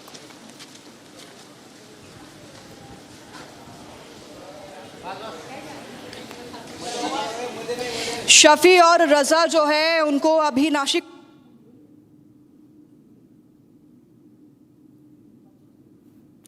All right, we'll go back to the ground report in just a short while, but right now getting you these live visuals from outside the Nashik Session Court. This is where proceedings were underway in the Nashik grooming gang scandal at TCS. Now, none of the accused have been given any relief. In fact, we also have lawyers' reaction on the judgment by court. Let's take a listen. काय नाही पण तपास जे होता पीसीच्या मुद्द्यावर दिली होती का जे mobile आहे त्याचं पासवर्ड त्याच्याकडून घेणे बाकी आहे त्यासाठी पीसी देण्यात आली होती 2 दिवसाची त्याप्रमाणे त्यांनी पासवर्ड सांगितलेलं आहे आणि याचा जो तपासामध्ये पुढच्या गुन्ह्यामध्ये परत यांना ताकद येणार आहे हो तसा अर्ज दिलेला आहे संबंधित आयोनी गुन्हा number as you have presented your side today, what exactly has happened in the court today? First, I will correct you. I am not a prosecution process. I am appearing on behalf of the original victim. I have appeared on behalf of original victim. I have asked permission to the honorable court that time should be permitted to file our written statement. The honorable court has allowed our application. Court has given 7 days time to original victim as well as the prosecution to file their say. And whenever on 27 the written statement of the victim as well as the investigation officer is a file, both the parties should be heard. So before 27th, is it possible that Nida Khan would be arrested? Oh, there is a possibility because there is no interim protection given. The police can arrest. So the medical ground which are given by her counsel, will they be held valid in the court? See, at this stage, that's what I have asked to the court, that till date we have not received any kind of copy of application filed by them. We have just appeared today. So I am collecting the copy from the honorable court. Whatever the document they are filing or they are trying that some आप जो बोल रहे हैं ऐसा तो हमें तो अभी documents वो मिले नहीं. Are there any more allegations rather than hurting religious sentiments from the victim side? No, see the FIR, there are total I think 8 FIRs have been registered throughout the Nashik, and this is the first FIR, and after the registration of this FIR, as the matter was in newspapers, all the remaining 7 victims come to the police station. So we are the first person who have put the law in the motion. So there is a possibility that there are some severe allegations in it, because FIR is lodged on 25th of March 2006, and you are from media person, you better know than us what are the investigation, how the investigation is moving on. So there are likely some more allegations likely to come forward.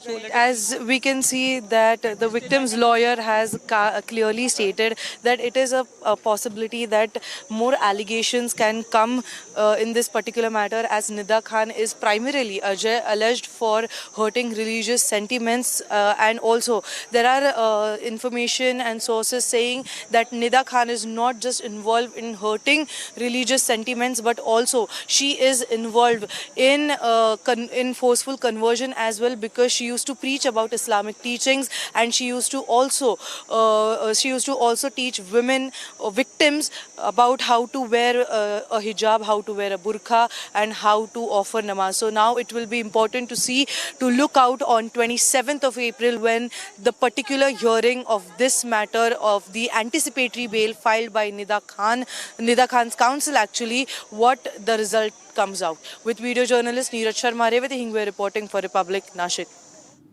All right, viewers, we're getting some more breaking developments in this case. Now, the accused Shafi and Raza both have been sent to 14 days of judicial custody after the Nashik court heard their pleas. Now, the accused both, including Shafi and Raza, have been sent to about 14 days of judicial custody. Now remember, their last court appearance took place on 18th. And now Nashik police have obtained evidence, and according to the evidence presented by the police in this case, they both have now been sent to about 14 days of judicial custody. Now they are the prime accused involved in this case. There are charges of forced conversion against them, of sexual harassment against the Hindu women victims that was taking place inside the TCS campus. In fact, my colleague Revati continues to stay with me on this. Revati, do tell us about the latest we are picking up as far as court proceedings go in this case. Now, both Shafi and Raza have been sent to about 14 days of judicial custody, while there is no interim relief for Nida Khan.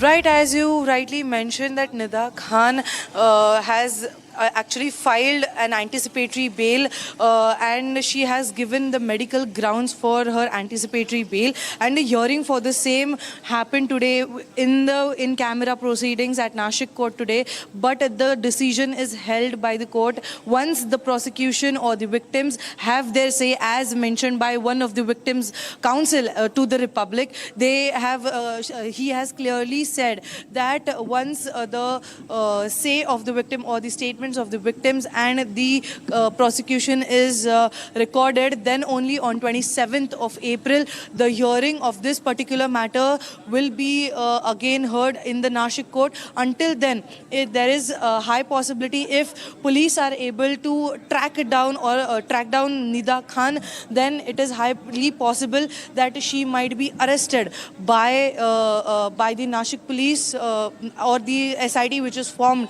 by the Nashik police. Over to you. Right, of course, Revati, thanks so much for joining us on this. And viewers, now moving on to another breaking development we're getting at this hour now. In fact, after ED, CBI has now made arrest in Anil Ambani case. Two senior executives of Anil Ambani linked firms are right now in a CBI custody. Now, the first arrest, in fact, by CBI after lodging complaint in Reliance Communications case. Now, we are looking at two key executives of Anil Ambani linked firm now being taken into custody by the Central Bureau of Investigation. In fact, these two senior executives are D. Vishwanath as well as Anil Kalya. Now, they're both linked to Reliance Communications, controlled by Anil Ambani, and now they have been taken into custody by the Central Bureau of Investigation. Now, ED already has been looking into the money laundering aspect of this case, and now CBI also entering in the investigation forum and taking these two senior executives into its custody. Now, both the senior executives, including D. Vishwanath and Anil Kalya, they were involved in different roles. D. Vishwanath has served as a joint president of Reliance Communications, while the other accused was the vice president. Now, both, in fact, had been active in the functionaries of Reliance Communications, and now they have been taken into custody by the Central Bureau of Investigation. They will be, in fact, produced before the jurisdictional court, and the investigation in this case is still ongoing. Now, remember, this comes after SBI had lodged a complaint about massive loss being caused to, in fact, several of the public sector banks. And now, in this case, investigation proceeding further with two senior executives now being taken into custody by CBI.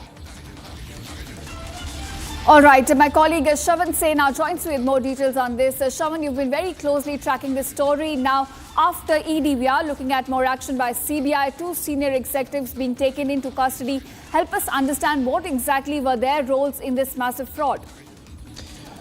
Well, in fact, this is the first arrest that is being made by the Central Bureau of Investigation after an FIR was registered in the Reliance Communications case. In fact, the case stems from a complaint that was filed by the State Bank of India, and they alleged that Reliance Communications had essentially taken multiple tranches of loan. In fact, they're looking at over 2,900 crore rupees. That's the wrongful loss that has been borne by the bank. Now, we are being told that two of their senior executives, the names have also now come in from the Central Bureau of Investigation. These are two senior executives of Reliance Communications linked to Anil Ambani. One happens to be D. Vishwanath and the other is Anil Kalya.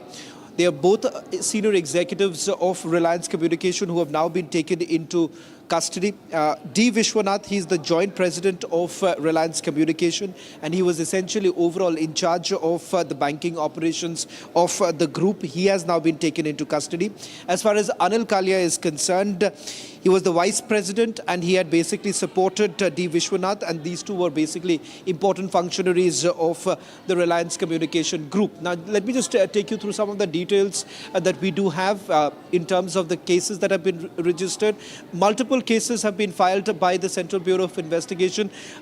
Total of about 7 cases that have been registered, but these are freshly registered cases that are being probed by the Central Bureau of Investigation, and following a report that came in from the auditors that this action has actually been taken. Why it is significant? Because for the first time that you're looking at the Central Bureau of Investigation taking a punitive action. In the past, we've had the Enforcement Directorate, which has also registered multiple cases here. They have made arrests, but this is for the first time that you have the Central Bureau of Investigation taking a significant step in this particular case. Right, Shravan, and now we're given to understand that both these senior executives will be produced before the court. So according to you, what will be the next step in this case now? It certainly means more trouble for Anil Ambani, because all this while, Anil Ambani has spun a narrative, and that narrative is that these are decisions that have not been taken by him, but the board of directors. It slowly appears that now the Enforcement Directorate and the Central Bureau of Investigation is working on one pattern. The pattern is that looking into the role of those who have closely worked with Anil Ambani. I'm not very sure at this point in time as to whether at all the Central Bureau of Investigation is going to make a reference of their alleged role, or for that matter, their direct links with Anil Ambani. Will that make a reference in the court? That I'll have to wait and watch and get in some more details from the CBI. But having said that, the Enforcement Directorate has largely looked into the role of those who have been on the board, and the fact that those who have been directly in touch with Anil Ambani, because Anil Ambani says that these are not decisions that have been taken by him. These are decisions that have been taken by the board to begin with. And the fact of the matter is that those who have been arrested by the Enforcement Directorate, they were not even part of the company after a period of time. Having said that, both of these arguments have been countered by the Central Bureau of Investigation as well as the Enforcement Directorate, where they say that there is enough evidence to suggest that the loans that were taken, they were at the behest of Anil Ambani, and the fact that several banks, not one, multiple banks have actually given the company's loans despite weak financials was only because of the fact that there was some role that Anil Ambani had to play. Right. So essentially Anil Ambani trying to deflect the blame, but of course the investigation now tells otherwise. Thank you, Shravan, for joining us. And now he was moving on to another breaking news development we're getting at this hour now. An aircraft has crashed, in fact, after hitting a tree in Ratanpahi forest in Narayanpur, Jashpur district. The crash occurred in the forest near Kushagragada village. The aircraft was just flying above 30 feet. And the accident occurred at that very moment. Now a team has been sent for the rescue operation. The cause of the crash has not been confirmed yet. Now viewers, this visual in fact on your screen is showing you the aircraft crashing very near, in fact just about 30 feet above from the ground. It was flying and it crashed near Ratanpahi forest in Kusahagada village. It is in Narayanpur. Now, at the moment, rescue operations are still on, and the damage assessment is being done if there have been any casualties caused in this accident. But at the moment, getting you visuals from the site of the crash. This is where an aircraft has, in fact, crashed in Jashpur. Now, this aircraft was flying very low, just about 30 feet above the ground, and it hit a tree in the Ratanpahi forest in Jashpur district. And this is when it clashed. Now we're getting you visuals of the clash taking place from Jashpur. It is a breaking news development. The rescue ops are still on. We are trying to ascertain if there have been any damage caused and casualties, in fact, unfortunately, if they have taken place. But right now, getting you the live visuals of the crash that has taken place at Jashpur. This is where an aircraft was flying very low, just about 30 feet above the ground. And this is when it hit a tree, leading to the ultimate crash. In fact, the cause of the crash has not been ascertained yet. It is a breaking news development. We're still awaiting more details on this, what exactly caused the crash and right now, but we're getting you the visuals from the crash site. This is where an aircraft has crashed in Jashpur. It was flying just about 30 feet above the ground when it hit a tree, ultimately leading to the crash. Now, viewers, this crash took place in the forest near Khusaragada village, and the accident just occurred at the moment. We're getting you the live visuals after it hit a tree. All right, my colleague Niranjan now joins with more details on this. Niranjan, do take us through the latest. We understand this aircraft was flying very low, just about 30 feet above the ground when it hit a tree, leading to the crash. Well, yes, we don't have the exact details of what went wrong, but from initial reports, there is also a still picture that you will see on the left of your screen that is spotted the plane flying low, at low altitude. And the reason why the plane was flying low is unknown, but it appears to have hit a tree. The crash itself taking place in Khusaragada village, that's what we are hearing, that's the name of the location, was flying roughly about 30 feet above the ground. And this crash took place, when it was, flying low and hit a tree. And rescue team is at site from the latest report that's come in. Cause of the crash or why it was, flying low is something we don't have yet with us. But some reports suggesting that this may have been an air ambulance. In that case, this becomes the second air ambulance incident in the last 2 to 3 months, because we had another air ambulance incident reported, from Jharkhand a few months back, and this is the second one. So it's interesting to see. We will have to wait and watch. We don't have the full details, but we'll wait for the first report to come in of why this plane was flying low. It was flying over a hilly terrain, as you can see. It was flying low at roughly about 30 to 50 feet above the ground when it crashed into a tree. Wreckage not found. Search continues. Back to you for now. Right, of course, Niranjan. So this is the latest we're picking up as far as Chhattisgarh aircraft crash goes. It was a private aircraft that crashed after hitting a tree in the hilly regions of Chhattisgarh. In fact, it is Jashpur where the crash has now taken place. And right now, the rescue team has been sent for the operations. But about the damage caused, those details have still not come out yet. It is a breaking news development. So we're still awaiting more details on this.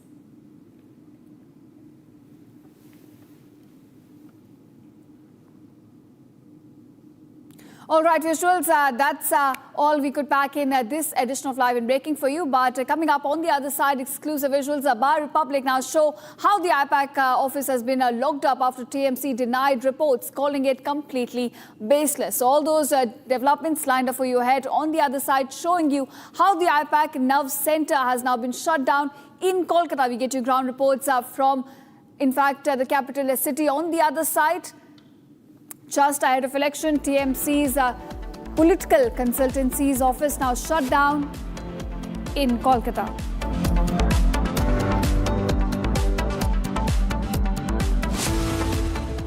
The action in Bengal is heating up as back-to-back rallies being held by the top campaigners from the BJP, leaving no stone unturned to script history in the state of West Bengal. We also get you why TMC's Election Nerve Center, IPAC, has shut shop ahead of polling, just 3 days ahead of polling. We'll get you all that and much more at 6 p.m. on The Verdict this evening with me, Rakshita Mishra.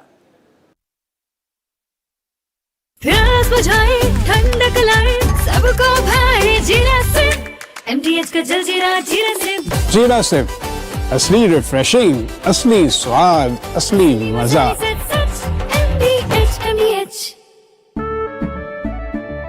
केसरिया से मन जोगी हुआ रे, दिल झूमे देखो मतवारा हुआ रे। केसरिया से मन जोगी हुआ। हर पल मनाओ केसरी त्योहार। विमल, बोलो जुबान केसरी। थोड़े में ज्यादा स्वाद, यही तो है इसकी खास बात। वाओ मामा, क्या स्वाद है? अरे मेरे राजा, सबका राजा आरती और मसाला। The Indian Air Force is giving its old MiG-29 fighter jets a powerful new weapon from Britain that turns them into modern fighters ready for today's battles. MiG-29s first came to India in the 1980s, have flown many missions along the tough borders with China and Pakistan. Now they are getting equipped with British ASRAAM missiles that make them as strong as NATO planes in close fights. The Ministry of Defense sent out a request for proposals to fit the Advanced Short-Range Air-to-Air Missile on the MiG-29 UPG version. This British missile from the company MBDA replaces the old Russian R-73 that pilots used for years.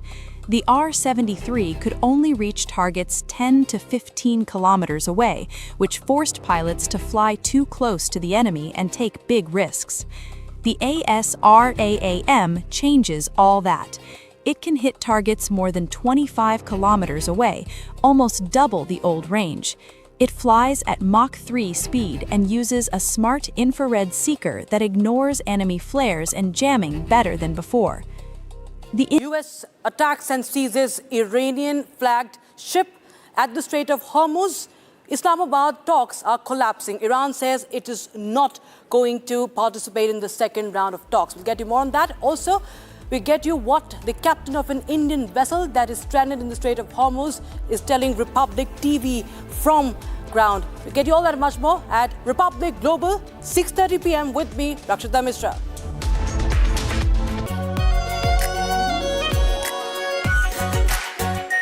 Are pure shahi paneer masala, delicious, healthy everyday. रानी, इस घर में कुछ है जो टूटता नहीं। ये पिलर कभी नहीं टूटेगा। रुंगटा स्टील टीएमटी से बना। रुंगटा नहीं तो घर स्ट्रॉन्ग नहीं। रुंगटा स्टील टीएमटी बार एकदम सॉलिड। चमकी चाट से क्या बना है? सैंडविच, लस्सी और छाछ और हर घूंट में चमकी चाट। अब बताओ, स्वाद आया? आया। असली स्वाद सिर्फ चंकी चाट।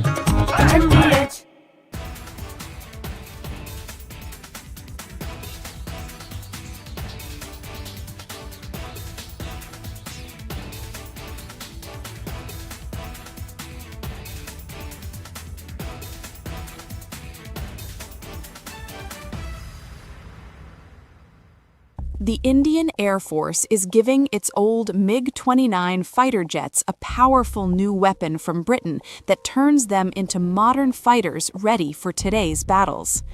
MiG-29s first came to India in the 1980s, have flown many missions along the tough borders with China and Pakistan. Now they are getting equipped with British ASRAAM missiles that make them as strong as NATO planes in close fights. The Ministry of Defense sent out a request for proposals to fit the advanced... The action in Bengal is heating up as back-to-back rallies being held by the top campaigners from the BJP, leaving no stone unturned to script history in the state of West Bengal. We also get to why TMC's election nerve center IPAC has shut shop ahead of polling, just 3 days ahead of polling. We'll get you all that and much more at 6 p.m. on The Verdict this evening with me, Rakshita Mishra.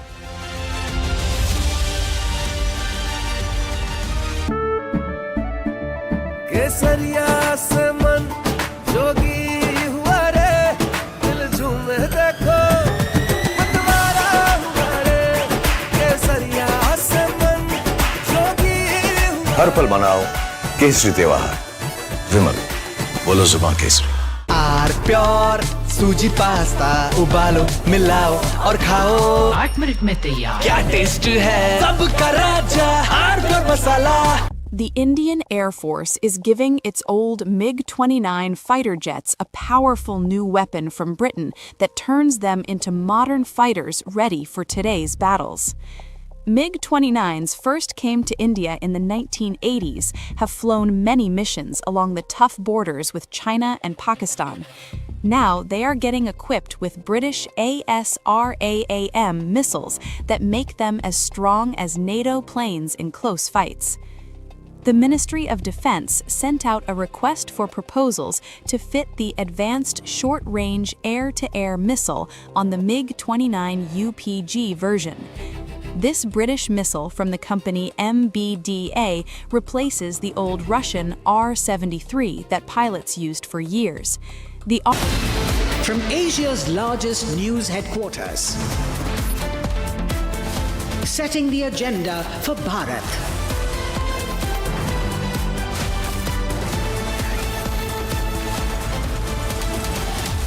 You're watching Republic.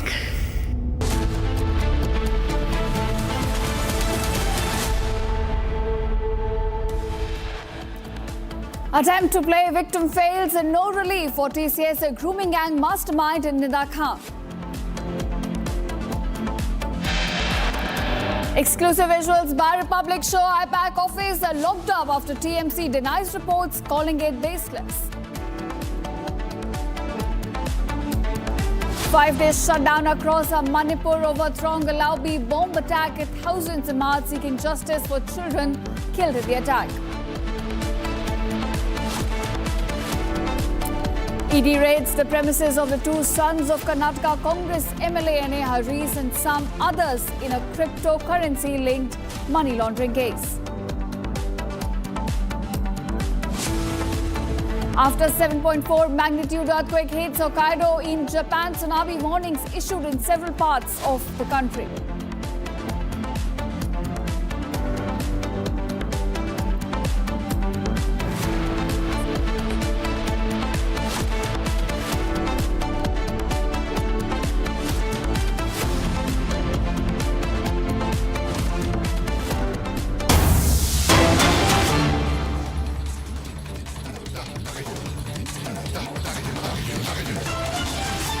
All right, viewers, we're getting some live visuals from outside the Nashik Session Court. This is where the prime accused were produced before the court, and now both Shafi and Raza have been sent to 14 days of judicial custody, while another prime accused, Nida Khan, has not been granted any relief by the Nashik Sessions Court. In fact, her anticipatory bail plea has now been rejected by the court, and this is the latest. We are picking up the live visuals breaking on Republic outside the Nashik Sessions Court. In fact, we also have Nida Khan's lawyer's reaction on the judgment given by the court. Let's take a listen. इनके ऊपर की जो सुनवाई है वो अगली तारीख कर एडजर्न की जाए। कोर्ट ने ये एक्सेप्ट किया है और हमें भी और प्रोसिक्यूशन को भी अपना जो लेखी रिटर्न स्टेटमेंट जो है वो देने के लिए परमिशन दी है। Matter is kept now on 27th of April 2026 for the say of IO as well as the say of the victim. तो ये तारीख कब तक दी है सर? क्या और जो है इस दौरान निदा खान को कोई राहत मिली है इस मामले को लेकर अरेस्ट से? नहीं, अभी तक तो फिलहाल ऑनरेबल कोर्ट ने कुछ इंटरिम प्रोटेक्शन दिया नहीं है, तो police can arrest. Next date क्या दिया है सर इस पर? Next date for argument and से is kept on 27th of April 2026।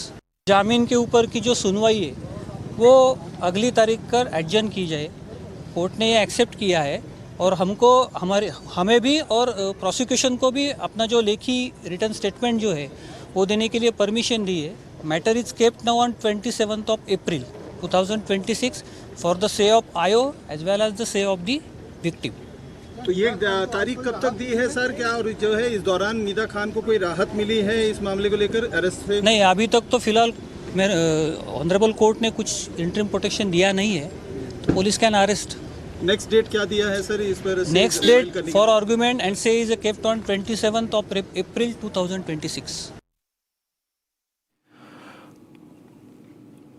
Well, there's been a massive development in the TCS Nashik grooming scandal case, as the court has basically denied interim relief to Nida Khan, and the next hearing on the anticipatory bail is scheduled for 27th of April. Meanwhile, Nashik Police SIT has dubbed Nida Khan as the mastermind as far as this case goes. Let me go across to my colleague Revati, who's joining us on this broadcast. Revati, a short while back, during the argument, the police has dubbed Nida Khan as the mastermind. Is there any further evidence that the police has provided before the court? Right, as you rightly mentioned, that Nida Khan has been dubbed by the police as the mastermind of this particular matter. But as of now, there are no evidences which are being produced before the court right now, and no one is revealed this particular matter because this matter is currently on hold because, as you rightly mentioned, that on 27th of April, this particular matter will be again heard after the statements of the victims and the public prosecution are recorded. And on 27th of April, this particular matter of the anticipatory bail of Nida Khan will be heard at the Nashik court. So it will be important to see that what order is given by the court. Also, the most important thing here is that there are atrocity acts also added to this particular case where Nida Khan's name has come to the light. Also, here importantly, that the girl who was sexually assaulted or the religious sentiments were hurt, she belongs to SC community is what the FIR says. So now it will be important to see that whether on medical grounds is she granted an anticipatory bail or the anticipatory bail is rejected by the court. In the meanwhile time, Milind Kurkute, who is the counsel of one of the victims, has said that it is possible that police might arrest her before, if at all they are successful in tracking down Nida Khan, it is possible that police can, according to the law, arrest her before 27th of April. Over to you. Well, Revati, I'll request you to stay on with us. I'm just going to play out that sequence with Nida Khan's lawyer. There is no answer as to where exactly is Nida Khan. And if at all, as she claims that she has no link to do whatsoever with this particular case, why is it that she hasn't cooperated with the investigation? Now, these are some questions that were asked to the lawyer. This is how he responded. मैं बस ये समझना चाह रहा हूँ कि नहीं मैं ये निदा खान को लेकर कहाँ है वो अभी कोर्ट के सामने क्या पेश हुई आप लोगों ने उसको डिफेंड किया कुछ मैंने कोर्ट के सामने मुद्दे रखे बोला ना आपको मैंने वो कहा है मुझे नहीं मालूम तो आपके टच में तो रहे होंगे या उनकी तरफ से किसने आप लोगों को अप्रोच किया सब मेरे टच में उनके परिवार वाले हैं वो कहा है मुझे पता नहीं पुलिस तो लगातार कह रही है कि वो फरार है 3 टीम सेटअप की गई है मल्टीपल जगह रेड्स की जा रही हैं तो आप पुलिस से पूछ लो कहा है उन्हें पता होगा अभी कोर्ट में क्या कुछ रहा सर कोर्ट ने कुछ रिलीफ दिया या अभी क्या कुछ दोपहर के बाद समझेगा कुछ फोटोज भी पुलिस के सरकारी वकील की तरफ से उसमें दिखाई गई हैं कि पिकनिक के समय की ये तस्वीरें हैं मैंने दिखाई है वो कि there was a very friendly atmosphere in the office even they had gone to Imagica इस मामले में लेकिन इस तरीके के सर एलिगेशंस लग रहे हैं उस एलिगेशंस को लेकर आप लोगों को नहीं लगता कि निदा खान को पेश होना चाहिए सामने आना चाहिए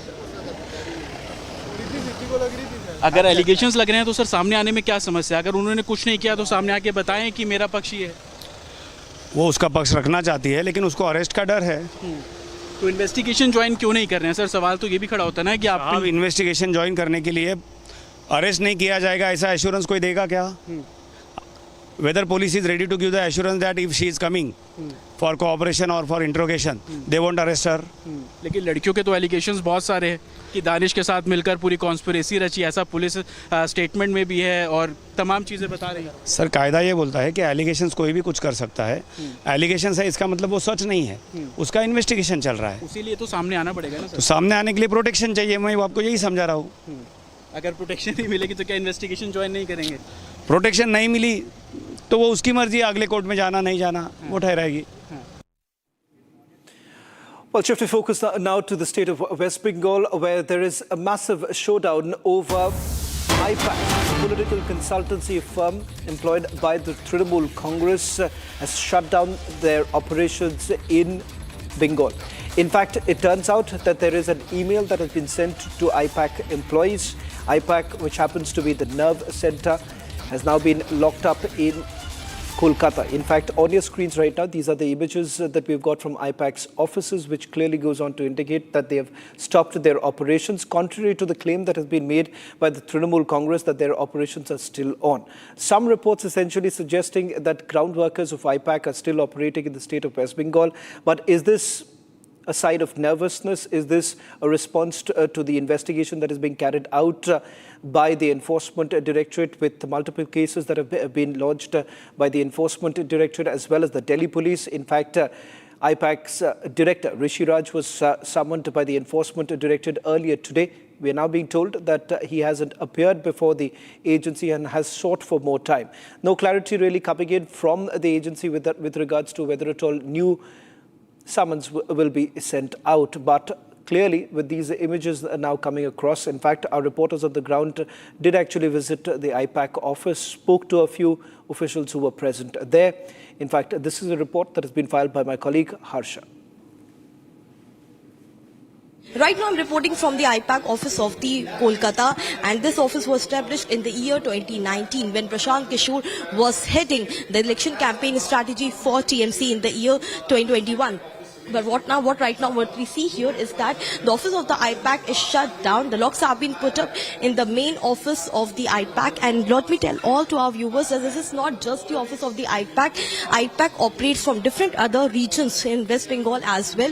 One of the IPAC officers' office is also attached with the office of the Abhishek Banerjee and in the Tribunal Party headquarters in Kolkata as well. But this is the nerve office of the IPAC, which we clearly call it the election strategy office, where almost 400 to 500 people work on a daily basis. But what we got to know after speaking to security guard is that they were informed on Sunday morning, the employees were informed not to come to the office, and that's the reason right now we see that the office is shut and the employees are not arriving, not reaching here. They were stated that they need to do work from home. The HR of the IPAC informed via mail to the employees that till the 20 days after, like after 11th May, they need to get in touch with IPAC firm that whether and how the work will proceed. But right now they are doing work from home. But let me show you the visuals. It's the entire IPAC office here in the Kolkata in Newtown area, and this shows the visuals as we clearly see Mamata Banerjee when she spoke about it on Sunday. She addressed, and it's being stated that there was a blatant lie on the face of the citizens of West Bengal when she stated that there's no halt in the campaign and the news of the shutting of the IPAC office is baseless and it is also to disrupt the campaign. But what we see here is that the office is shut, the locks have been put up, and this is the visuals from the IPAC nerve office of Kolkata, where we see that how all the founders and co-founders, Pratik Jain, Vinesh Randel and Rishi Raj, are already in the custody of Enforcement Directorate in connection with the coal smuggling case and also in connection with the Hawala transactions. They are being questioned, and also this comes after the deep investigation by the Enforcement Directorate after January 8 raid. What we see here is that IPAC office is now closed after Suvendu Adhikari also stated that the fake media ID cards are being given to the IPAC employees to go to the major region where polling will take place to disrupt and create the unrest for the election. But this is the IPAC office, and inside there are the house help and security guard. But for now, this office is shut. The guard clearly tells us that more than 300 to 400 employees work here, but now they are not coming. They have been told by the HR to not come to the office. I'm joined in by Smriti Irani as the elections in West Bengal turns high octane and the temperature is really boiling. We're joined by Ms. Irani. Ms. Irani, how do you see this election going? Because now Mamata Banerjee is responding on everything, be it the viral video of Prime Minister Narendra Modi, be it responding on the Women Reservation Bill, which got defeated because of India Alliance, be it the IPAC office getting shut or the ED raids happening on the Deputy Police Commissioner. How do you see this overall reaction of Mamata Banerjee coming out? Flummoxed, if a private company is breaking the law, why is a statement of support being given by the Chief Minister of West Bengal?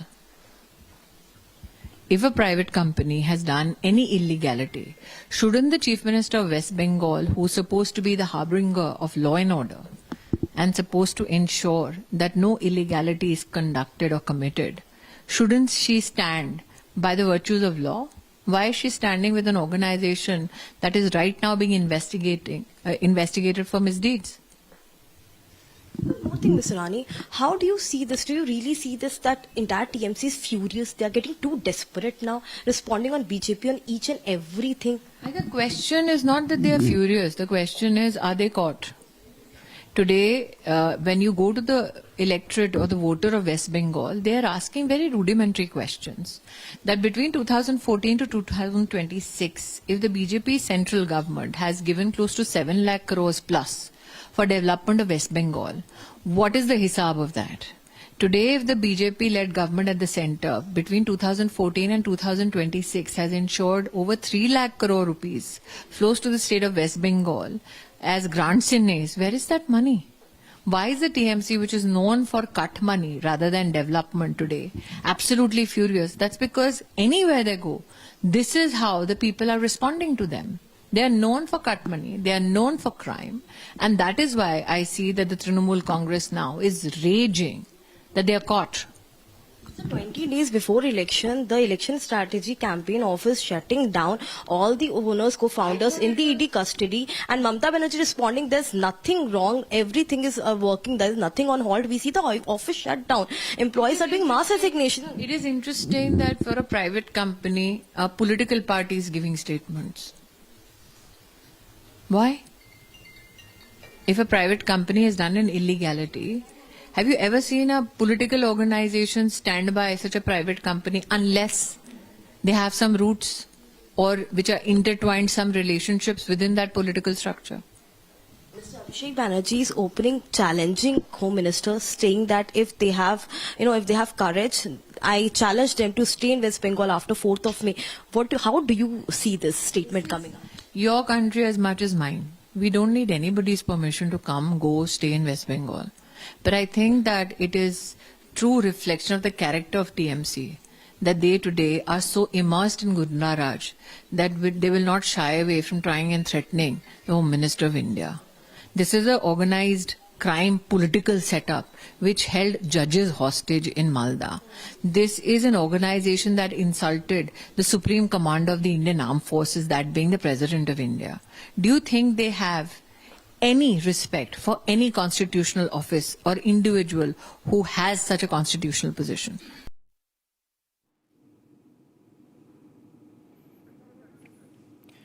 Well, in fact, let me also shift focus now to the other story that we're getting in from the state of Manipur, where Manipur protesters have erupted in anger after the killing of 5 in a rocket attack. Security forces on Sunday night used tear gas as well as smoke bombs and also hand grenades to disperse the crowd. Now, what we are given to understand is that the Mera Paibi's rallies which have been carried out in the last few days have been infiltrated by several antisocial elements. So far, while no major crackdown has happened, there is a larger story that is basically emerging after the protesters were basically demanding justice for a 5-year-old boy and his 5-month-old sister who were killed in an attack that was carried out on 7th of April. In fact, the Chief Minister has made an assurance that all possible help will be extended and proper investigation will be carried out. This is a detailed report filed by my colleague Lin Thoy and Johnson.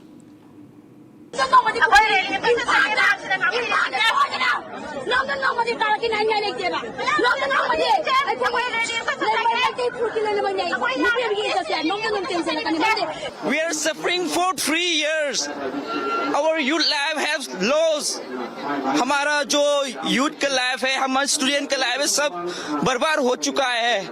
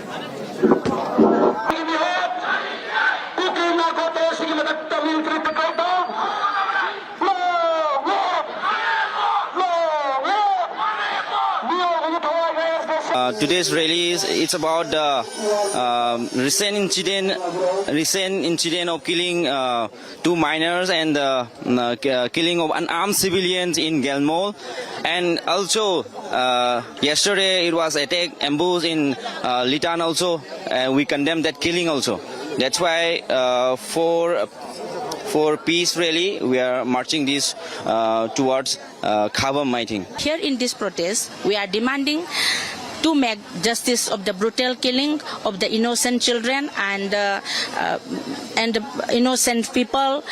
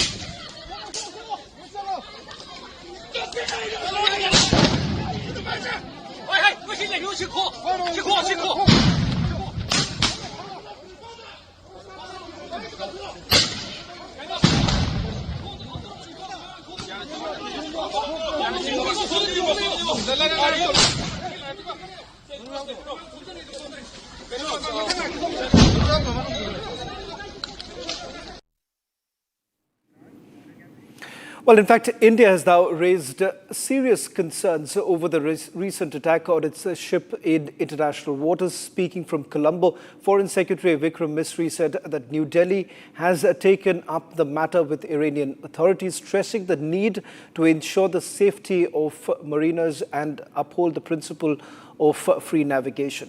He essentially highlighted the wider impact of the West Asia conflict on energy supplies and regional security, while also flagging concerns for nearly 10 million Indians living in the Gulf. Listen to what the Foreign Secretary had to say. India has conveyed its strong concern to Iranian authorities after Indian-linked ships came under attack in international waters. Foreign Secretary Vikram Misri said New Delhi is deeply disturbed and has urged all sides to ensure the safety of seafarers and uphold the principle of free and open maritime passage. The government has emphasized that international waters must remain secure for uninterrupted global trade, including crucial energy